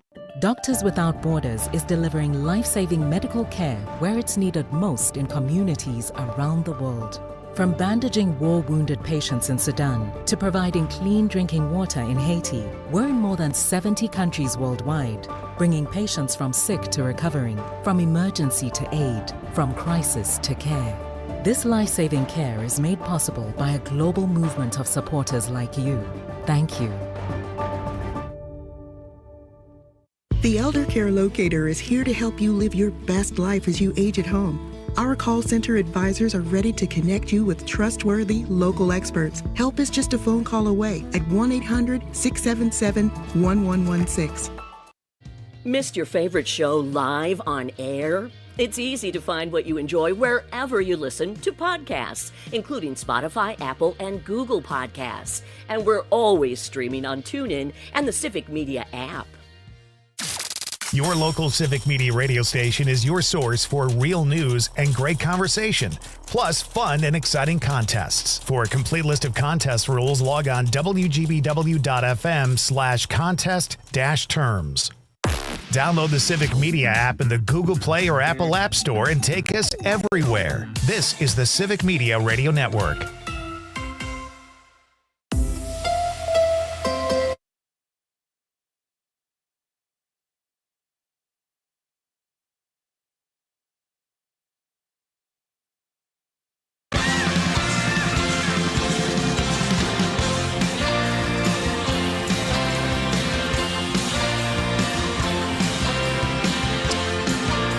Welcome back, folks. You've got Nite Lite on the Civic Media Radio Network. I'm Pete Schwaba, and we have another stream comment from Eliza, who says, in Australia, we have chocolate tops, vanilla ice cream cones dipped in chocolate.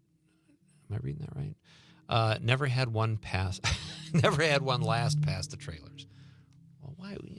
Get your eating done so you can focus on the movie. That's what I say. Thank you, Eliza. That's great. We're almost caught up on texts. You still have time to get in on the fun, folks, if you want to let us know when is the most awkward time to make eye contact with someone. And who better to answer that question? I don't mean that in a weird way. Than my next guest, who joins me now in the studio, mob expert and podcaster and all-around good guy, Bob Dennis. Hey, buddy. Hey, how you doing? Doing very well. Good to have you back on the show. We've been trying to get you back in here, but you're a busy guy. Well, this is either my 6th or 7th time. So is that right? Yeah, we're doing pretty good. Were you on Nite Lite with the previous host? Was there a previous host? There has only ever been you in my life. Darn right. The other thing I wanted to say just real quick is I try not to make eye contact with Conrad. Has he put his clothes back on yet? I'm just saying.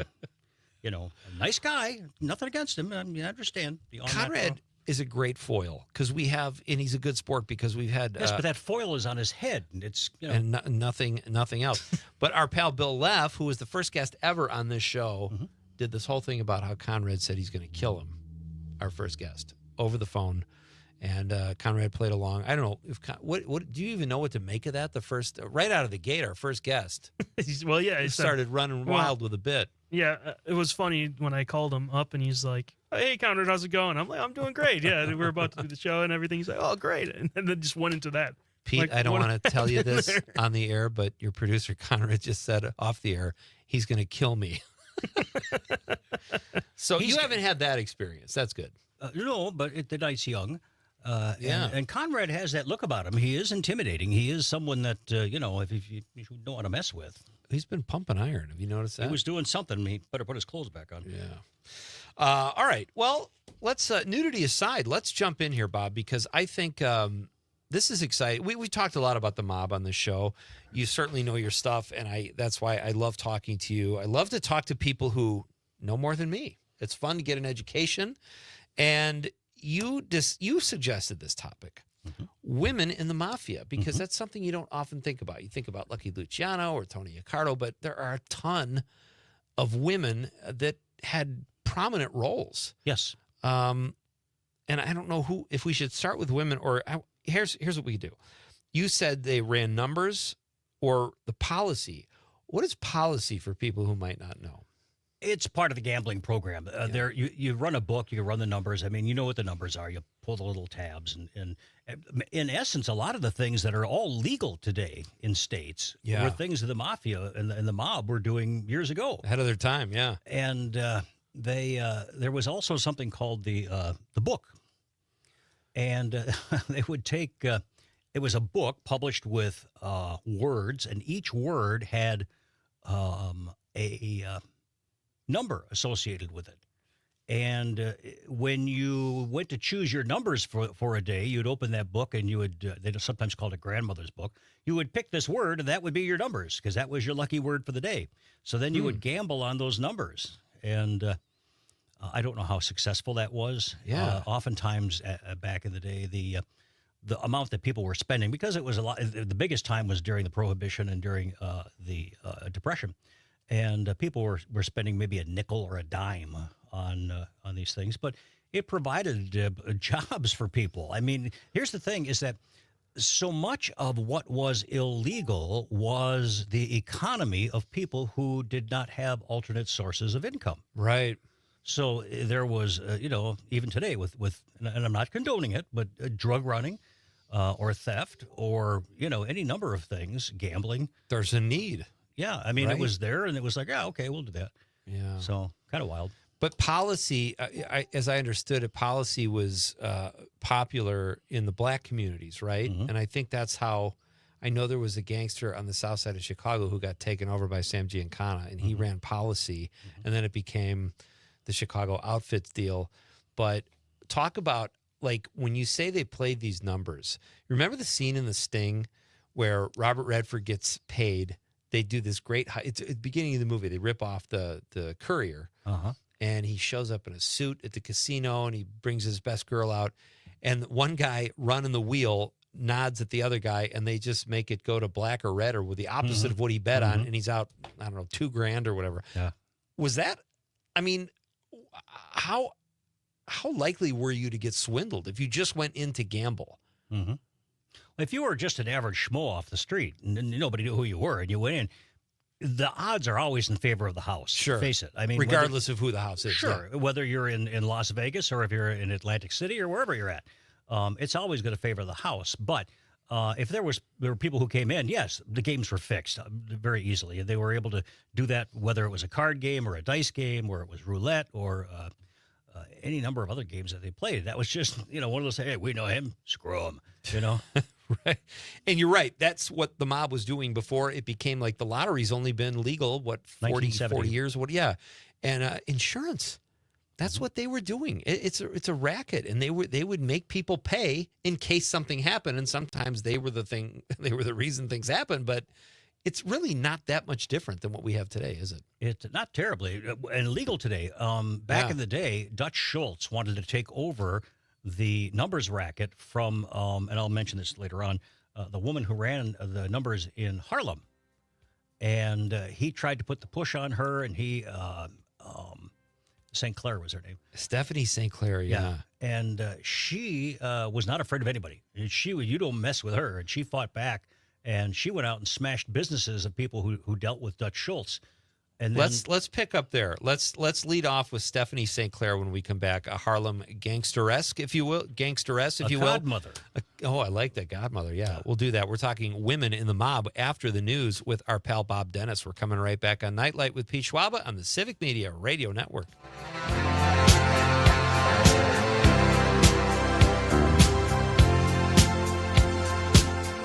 I don't know what I'd do without you, babe. I don't know where I'd be.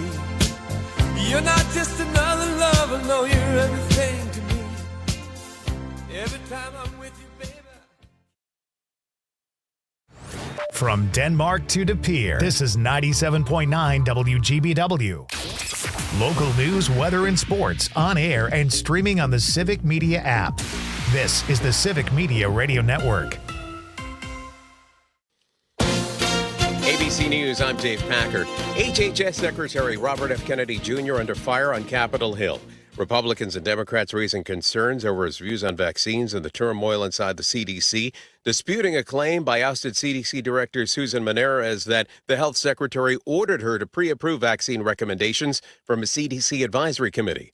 Oregon Democrat Ron Wyden asking Kennedy. So she's lying today to the American people in the Wall Street Journal. Yes, sir. In the West, Hawaii joining California, Oregon, and Washington State in an alliance that will assess vaccinations in lieu of federal guidance.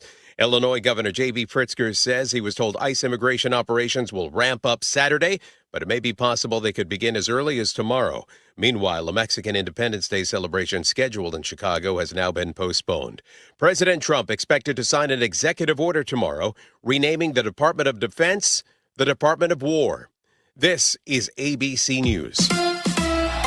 Another Brewers player injured. Hi, I'm Mike Clemens with sports. The Brewers and Phillies wrapping up their 3-game series today in Milwaukee. The Brewers winning last night's game 6-3. Pat Murphy on why Christian Yelich was not in the lineup. He's got lower back pain. He's talked to the surgeon, whatever. He hasn't been out all year. He played all those games. He's really been super healthy for us and super critical, but it didn't respond well. It's come on a little bit. NFL. The Packers host the Detroit Lions Sunday at 3:25. Jordan Love on his thoughts about adding defensive end Micah Parsons to the team. Yeah, I think Micah's he's a smart dude all around. I think he loves ball. He's very intelligent when it comes to football. He has smart questions. He's trying to learn about the offense and our plan for going into a game and things like that. So I think that just shows you where he's at mentally, what he's thinking of outside in the offseason. No, he's definitely a smart guy. So I'm just excited, like I said, see him out there on the field with us. That's Jordan Love with Sports. I'm Mike Clemens.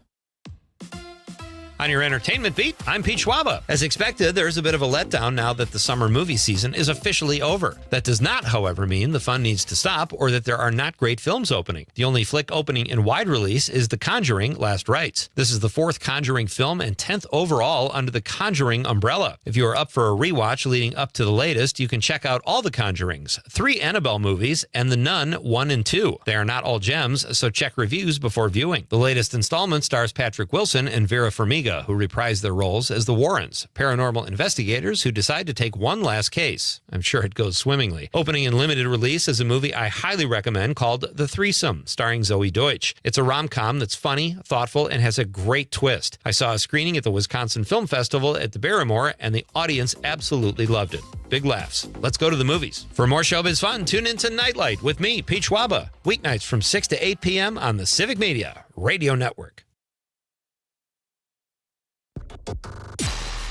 Connecting audiences, powering brands. This is Civic Media. Learn more at civicmedia.us/advertise. I'm meteorologist Mace Michaels. Cloudy tonight with passing showers and thunderstorms and breezy, a low in the upper 40s. Partly sunny, cooler for tomorrow, a high right around 60. High temperatures climb up a little more for the weekend, 60 to 65 and mostly sunny. It's 55 right now. Not completing high school is more of a social thing than it was an academic thing. Even though all these years have passed, I still had that longing to have my diploma. At age 30, Carissa finished her high school diploma. If you're even considering getting your high school diploma, you can do it.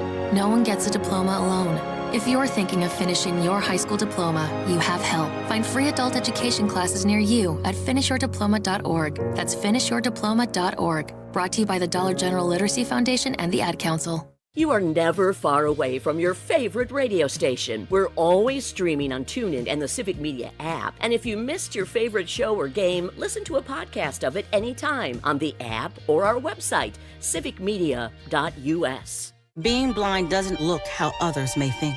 Retinitis pigmentosa aimed to overwhelm my family. It tried to cut me down. I know where to find support. Learn more at fightingblindness.org, a public service message from the Foundation Fighting Blindness. Jane Matnair and Greg.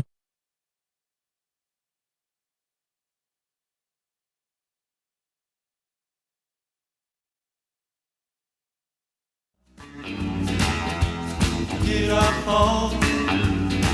I want to drive them on. When you're feeling blue, I think you can't believe how much coffee I have. In addition to the water, that's probably why I'm having my issues. But we just got more window love, Conrad. People stopping by to have their pictures taken. We're building up a catalog. Yeah. In case I ask someone to take their picture and they say, you know what, Schwaba, take a hike. I got someone in the Rolodex. I can go to the bullpen. I need to take a picture of you outside. We'll do that. And I'll be like, is that when you said you were going to change the locks? Yeah, I know. So. Or was I supposed to mention that? Come on, Bob. Bob, your window. Can I say something? Yeah, absolutely. Years ago, back especially in there's somebody else. Hi, oh my God, what is happening? Back in the 1950s and early 60s. Yeah. Television stations used to have what they called the weather windows. Okay. And the weather windows, the weather guy would go out and he would do his weather forecast, behind a huge window like this, and people would come by during the day and they'd wave and they'd, watch. And it was very popular in big cities. I mean, in Milwaukee, Chicago, Minneapolis, and it was just incredible. I mean, it was a very popular thing. And then I'm sure I know what happened. Why they had to stop doing it. No, they kept doing it for years and years and years. I mean, that people were actually very respectful. I mean, it wasn't. It was something because they knew the camera was going to pan back to them. Yeah. So that they could be seen. And then after the weather guy was done, they would remove the screen from behind him, and you could look into the newsroom. Oh, okay. Doesn't the Today Show still do that? Or, probably. Or maybe they resurrected it or something. I haven't watched the Today Show, and I haven't watched it either. My guest is Bob Dennis, folks. That is Bob's voice. He is here with me in the studio. He is a mob expert, and I just got distracted because I saw the police in the window. Walk by. Maybe Yes, I'm breaking like, the law. He wasn't all waving, these. though. No, he was not. He had that cop thing where he had his hands tucked into the vest. Yeah. I think they all watch Chicago PD and they try to emulate. I don't know. But Bob Dennis is here, folks. Bob is a mafia aficionado. He's never been in the mob, at least not to the best of my knowledge. And we are talking about women in the mob, something that does not get discussed very often. So we said we were going to start with Stephanie St. Clair. She ran numbers in Harlem. Yes. Tell us about Stephanie Well, St. Clair. and the numbers and policy are the same thing. Okay, I didn't right. answer you that earlier. It's the same. You did say that, I think. Okay. And So I didn't. she was actually known as the queen of the illegal numbers rackets in Harlem, and was really one of the wealthiest women. She's African American, not African American, but she was African. She was from Martinique. Okay. So that isn't African. That's what Caribbean. Martinique American. Yeah. I don't know. I'm not good with these things. I barely get out of my neighborhood. So anyways, okay. So anyways, she immigrated to New York in the 1920s and started up her own policy racket. She competed with a lot of the big boys, but because it was the African American market in Harlem, they kind of just said, "Yeah, it's your own deal. Go ahead and do it." And then they would come in and when they put the muscle on her, would try to skim some of the money from her. And she was very tough. And she was like, "No, you're not going to do that." And she had her people who would come back and fight back. Dutch Schultz tried to come in and put the muscle on her, and he said, "Yeah, you pay me $500 per worker," and Oh my gosh. And she was like, "Yeah, I don't think so." And she was not afraid to use her gun. She killed 3 of her husbands. It's like, okay, yeah, looking for Was number Dutch 4. Schultz a Chicago guy? No, he Or was New York? he was a New York guy. Okay. Yeah. What was his name? Flemingham. Okay. But that doesn't sound very scary. Right. So, No. Schultz doesn't sound that scary, but Dutch. Yeah. I wouldn't Dutch, mess with the guy named Well, it Dutch. worked for the president, though. I mean, True. So, anyways, let's see. So we talked about it. They had the 3 digits for the policy numbers. Yeah. And those numbers could come from anywhere. It could be, what the Dow Jones was up or down that day, or what horse race won, or they Really? would pick their numbers from almost anywhere. And of course, they could always control it. Yeah. And there was one time, and this I have to think back on because I remember reading it, that for some reason, I know what it was. People in New York had gone to this Chinese restaurant, and they were buying their food, and they were getting fortune cookies. And of course, on the fortune cookies, there's always numbers on the back. And Yeah. people were playing the numbers. Oh, wow. And they were winning hundreds of thousands of dollars in New York. And it was like, uh-oh, what's going on here? So the police came in, and they were like doing the investigation saying, what's going on here? How is this going on? And the guy was like, I just buy the cookies. That's all I do. I don't even make them. I just buy them. And people play the numbers. Pretty big coinky dink. Yeah. So, wow. that worked out. Tell us, Bob, about Virginia Hill. This is interesting because I think some people, I was fascinated by how these women got into these positions. Like, did they set out to be in the mob? Were they dating a mobster? And then they just kind of fell into this business. Virginia Hill, I read, was trying to get into the porn business. Mm-hmm. She went from Georgia to, I think, Chicago, and ended up being this mob queen. She tried to get in with Al Capone. Okay. But Al Capone, 1932-33, was put behind bars for tax evasion. So she actually, I've got his name here somewhere. She got in thick with a gentleman named Einstein, I think was a Jewish mafia guy. And From Chicago? Yeah. Oh, Epstein? Yeah. Epstein, right. That's Yeah. it. And no relation. No, well, I'm I not, would I'm assume, not going but there. maybe. Staying out of it. Could be. You never know. Hey, You never know. So, anyways, she got in with him, and throughout her life, continued a relationship with him off and on. And he introduced her to all the people that she eventually would hang with, including Lucky Luciano, Meyer Lansky, Frank Costello, Tony Ricardo, Jake Guzik. There's other names here. Joe Adonis, and of course then Bugsy Siegel, with whom she had the longest relationship. Okay. And he was madly in love with her, and of course they were going to go out. They were going to build a Flamingo out in Las Vegas, but the two of them were scamming money from the mob. That was his girlfriend when he was scamming money? Yep. Like in the movie with Yeah. Warren Beatty. Okay. Yeah. Yeah, she was his girlfriend. And because she had been, quote unquote, friends with all these other mafia people, they told her, you know what, this might be a good time for you to go to France and get some wine for the Flamingo Club. And there he was, sitting in the rental unit that he had, the home she rented with him. Right. And they came by and, shot him through the window and got him right through the Back of his head, right? Back of his head and out his eye. She was played by Annette Bening in the movie. It was Right. just Bugsy, I think, was the name of the movie. Right, It was a and good it film. was, what's his name? Warren Beatty. Yeah, Warren Beatty. And that was if you're looking for a movie, folks, a good mob movie, at least one that's educational. I didn't realize how Vegas was. I only knew Chicago's involvement. What I had read, they became the force in Vegas, but initially it was Bugsy Siegel. It was his vision to make this desert gambling Crossroads. I mean, talk about looking at sand for miles and miles and go, I can build something here. That's crazy. Well, there was a small town there at the time. Oh, okay. But it was nothing. I mean, it's a gas station, a couple, Yeah. maybe a casino. But the reason that he built it there was because there was a railroad going through there, and the guys coming back from World War II had to stop and sometimes transfer trains there. Oh, okay. But it was just, there was nothing there, so it was never built up, and that's where he had the vision because it cost him next to nothing to buy sand, That's brilliant. And, Bob Dennis is my guest, folks. He is here in the studio with me. He's a local fella. You live in the Alloway area, right, Bob? Did we cover that last time? Trendy old Alloway. Local guy, and he is a mob expert and drops by from time to time to talk mob and gangsters. Always fun. All right. So who else? This one. I got to tell you a little more about Virginia Hill. Oh, yeah, please. She was well known as being a money launderer for the mob. Okay. She was a cash courier. She was a Mexican heroin trafficker. She was an informant on the mob at one point in time when they thought that they were closing in on her. She lived for the style. She got jewelry and furs, and she would seal deals with rich people in Mexico when they were vacationing and then blackmail them. Jeez. And speaking of Epstein, that's ahead of her time right there. And so anyways, eventually she got in a debt. Same thing for taxes that she didn't pay. She married an Austrian skier and continued with Epstein, taking funds from America and putting it into Swiss bank accounts for him. Oh, my gosh. And then also transferring money into her own pocket at the same time.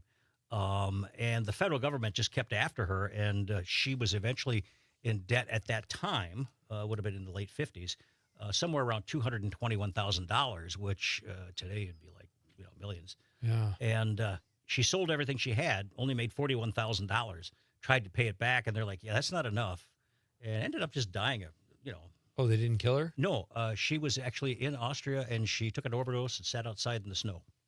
Really? Yeah. She's a great one. Here's I thought this, I don't know, it's between the Chinese human smuggler, Sister Ping China, or Rosetta Cutolo from Italy. I don't know if I'm saying that right. She was apparently brilliant with numbers and tried to blow up a police station and then went in Italy and then went on the lam. Yep. She has an interesting story. Well, they all do. They're all just they're not afraid, Yeah. They're not afraid to go Why out. is that? Why is that? Because they come from nothing. They had hard lives before that. And let me ask you this, Bob. And I'm not expecting you to know this exactly, but when you're in the mob, like you just said, she ran numbers and then she did South America stuff and how do they not just get killed? Doesn't it eventually catch up with them? And if you're a soldier in the mob, what are your chances of longevity or just living? Do most of them get whacked? Eventually over time, not the capos or whatever, but do you have any idea what the death rate is for these guys? I have an approximate idea, but let me just tell you, very few of them have 401ks. Okay, fair enough. The average lifespan for the guys who were out there who were higher profile, 5 years would be a long time. No kidding. Yeah, it was one of those things that, which is why it was unusual for people like John Gotti and Al Capone to be out in public and to be seen so much, because normally they tried to stay under the radar so people wouldn't see them or try to off them or something. And so that's crazy. I'm sorry. So you're talking about Maria Liccardi? Yeah, but you tell us. No, I was talking about Rosetta Cutolo or Sister Ping China. All right. Case of the Snakehead Queen. That was interesting. But you tell us. You're the one with the information. No, I mean, here. I don't mind your leading the way through here because we, oftentimes we don't get everything discussed here. I got to turn my page back. Let's see. Well, Maria Liccardi, she was from Naples, and yes, most of them started out poor. And it was not unusual for them to be married at a very young age, like about 11. Oh, my God. And really? more often than not, the ones who are involved not only in drugs and prostitution and whatnot, but human trafficking. Okay. A higher percentage of the women were involved in trafficking than were the men, believe it or not. No kidding.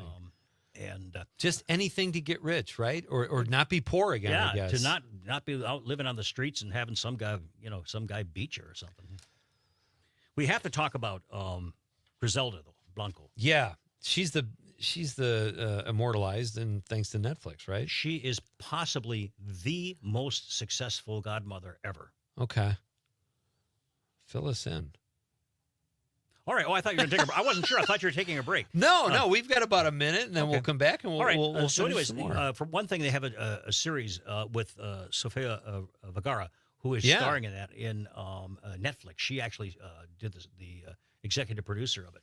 And her in for me was as just a cold-hearted murderer and a shrewd Miami narcotics hustler.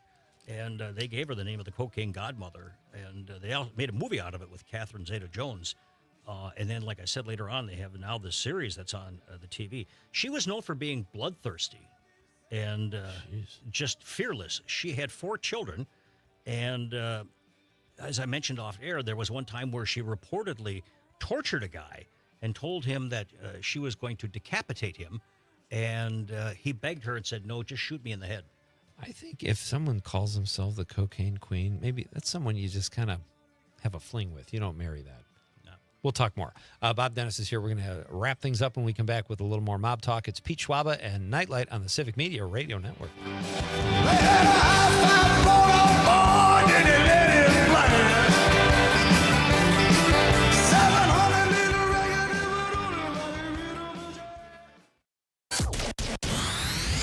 Reach, engage, grow with Civic Media. Log on civicmedia.us/advertise. Doctors Without Borders is delivering life-saving medical care where it's needed most in communities around the world. From bandaging war-wounded patients in Sudan to providing clean drinking water in Haiti, we're in more than 70 countries worldwide, bringing patients from sick to recovering, from emergency to aid, from crisis to care. This life-saving care is made possible by a global movement of supporters like you. Thank you. Snakes, zombies, public speaking, the list of fears is endless. But the real danger is in your hand when you're behind the wheel. Distracted driving is what's really scary and even deadly. Eyes forward. Don't drive distracted. Brought to you by NHTSA and the Ad Council.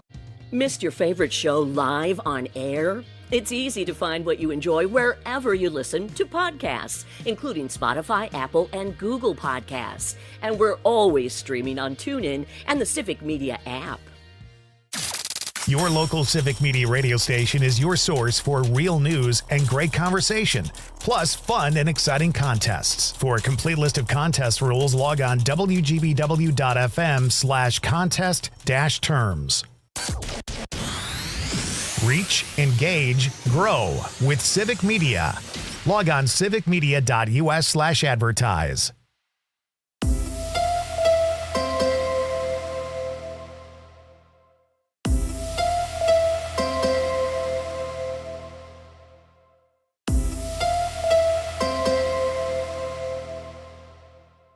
Not completing high school is more of a social thing than it was an academic thing. Even though all these years have passed, I still had that longing to have my diploma.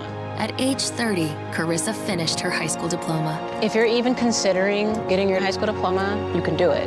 No one gets a diploma alone.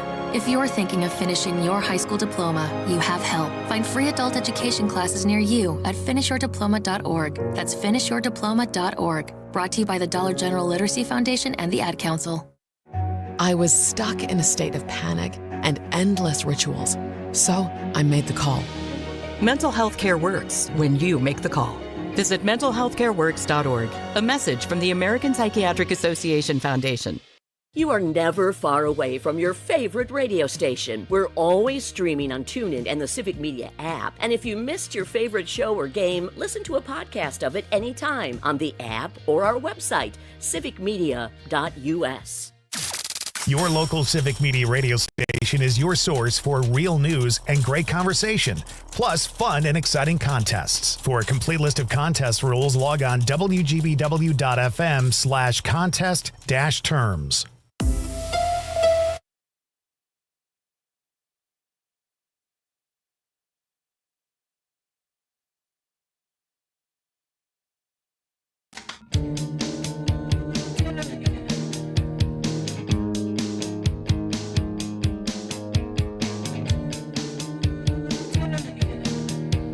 Welcome back. All right, so I don't like to miss texts. Last night on social media, our question was if you knew someone who had never seen a movie, what movie would you show them? And George Chemers on social media said Ishtar. And you remember Ishtar, Bob? Yes. I actually thought a lot of that was really funny. Yes. And I know it's not a great movie and it just got panned, but it didn't make money either. No, but it wasn't as bad as people, I don't know, it's like Waterworld. You know, people just get glom onto something that they want to hate because of a buzz, maybe? Well, and the thing is, oftentimes movies that are not good in the theater perform incredibly well on streaming. Correct. Our pal Eric Rathsack from Ask Your Mother says Jaws. We got to have Eric back soon, Conrad. And then Tracy Thorpe, obviously The Godfather of Green Bay. Yes, Tracy, obviously. Tracy was in The Godfather of Green Bay, and it was a blast to work with her. Going to our text line, Steady Eddie chimes in on tonight's question, which is when is the most awkward time to make eye contact with someone? Steady Eddie says, Pete, you may find eye contact awkward with other patrons when you and your wife get busted, handcuffed, and frog-walked out of the Marinette Theater into a waiting squad car for sneaking Blue Moon non-alcoholic beer into the movies. I don't think it seemed like that much of a serious of a crime. But he says, Pete, you know you're on the radio, right? People at the movie theater can hear everything you say. I recommend you and your wife wear a disguise next time you go to the movies. Trust me, these teenage kids that work there could not care less. Everett from Sun Prairie, he's in the, his phone is in the 262. He says, through the crack between the door and the partition in a public toilet, some of them are irresponsibly wide by design. Everett thinks the toilet engineers are trying to encourage peeping Toms. And then finally, Barb from Waukesha says at the gym, when using the inner and outer thigh strengthening machine, I imagine myself winking and licking my lips at a guy just to see his reaction. Oh, that's very Conrad. You should do that next time you go to the gym. You don't do that machine? No, I mean, I literally just did that machine today, but I didn't do that. Aaron Sommers has cooled his criticism of Conrad, so there will be no leg wrestling tonight. Tomorrow night on the show, folks, filmmaker Daniel Wheeler will be here, and it is a bar band Friday night with Terry Barr. We have a few more minutes with our pal Bob Do you Dennis. know how many of the people you have on who all know each other? Yeah, quite a few. Everybody. It Dan becomes and like a Terry, network. Yeah, it's just everybody knows everybody. Oh, before I forget, I was part of the Appleton Podcast Co-op, but now they've changed their name to the 920 Creative Co-op. And Okay. there are people, Dan is in there, and sure. No, I actually thought Dan was a Milwaukee guy. He's in some funny new movie that. Yeah. But there are people throughout the area that are all involved in it. You guys are y'all know each other. Yeah, it's like Marinette, where everybody's related. It's bizarre. I'm not going there. I'm just going to let that go. Okay. Just don't date anybody there. It's lovely people, but you got to be careful. You don't want to. All right, so we have about a couple minutes with our pal Bob Dennis. Bob, tell us about Sister Ping China, a female mobster from New York. She's got a cool story. Yeah, she is Cheng Xiaoping was her name. She was known as Sister Ping. She had earned her name as the Snakehead, which is the Chinese nickname for someone who is a human smuggler. That's a great sister. nickname. Huh? That's a great nickname. Yeah, she is.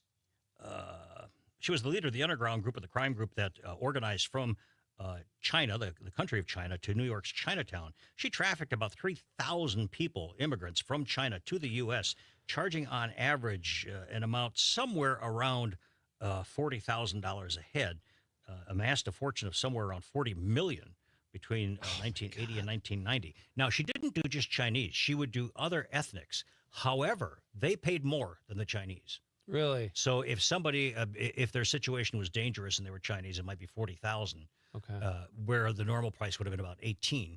But if you were from a different country, she would usually do 40 or 50,000 or more, and then she would loan you the money.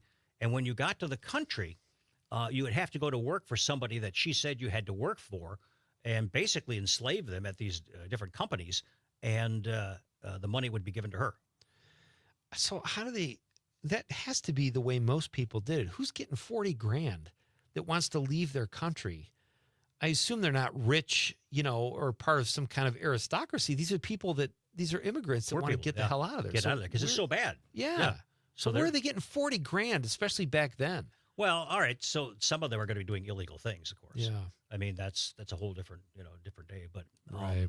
They're going to do whatever they can to get the money to get over here, and a lot of them that's taking out the loans with Sister Ping, and she basically ran people from China to from Hong Kong to Guatemala, and then from Guatemala to New York. That was her route.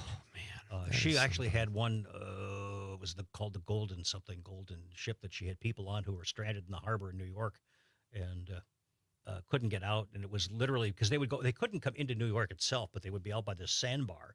Yeah. And something happened, and they ended up having people who actually died tried to jump off the ship, and they were so desperate. So that is unbelievable. And I mean, just to think, like, how long would that take? You go to South America from China, then to America. How long of a journey is that for your 40 grand? Oh, that's got to be. I mean, it's not like months, it's right? not like being on a Disney line. I mean, right. It takes a long time. I'm thinking it's probably got to be at least 3 to 6 months, depending on conditions. Without shuffleboard. Yeah, it's hard. I mean, it's one of those things. So, anyways, she was quite the con. She was the person who just built a whole industry out there. And there are people out there who would say, because she treated people from her hometown and her home area of China very well, she would accommodate them and make sure that they were taken care of. But if they weren't, she just ground them into the ground. Wow. And put them in big transport carts like you have on the back of a truck, and ship them from China to America. I mean, it was just horrible. Are there, other than Blanco, we've got about 30 seconds left, is there any one of these women that there's a movie about that we could check out? Gosh, I didn't do that off the top of my head. There are a couple books that are out. Okay. One that's in paperback is called The Godmothers, and that talks about a lot of these different women. Not all of them. I mean, I barely scratched the surface on some of this, but I'll have to start reading again. Bob, it's been a pleasure making eye contact with you here in the studio. Thank you very much for coming in, as always, my friend. Has Conrad put his clothes back on? He's back. He's dressed. We're all set. Okay. Thank you to Bob Dennis. Thank you to Rob Thomas for making the popcorn pick of the week. It was, what was it again? What was his pick? I've already forgotten. It was Jaws. It was Jaws, of course. How could I forget that? We're coming back tomorrow night, folks, to do it all over again. Thanks for being part of the show. Thanks for your calls and texts. This has been Nite Lite with Pete Schwaba. On behalf of the lovable producer Conrad, I'm Pete Schwaba saying good night, Wisconsin.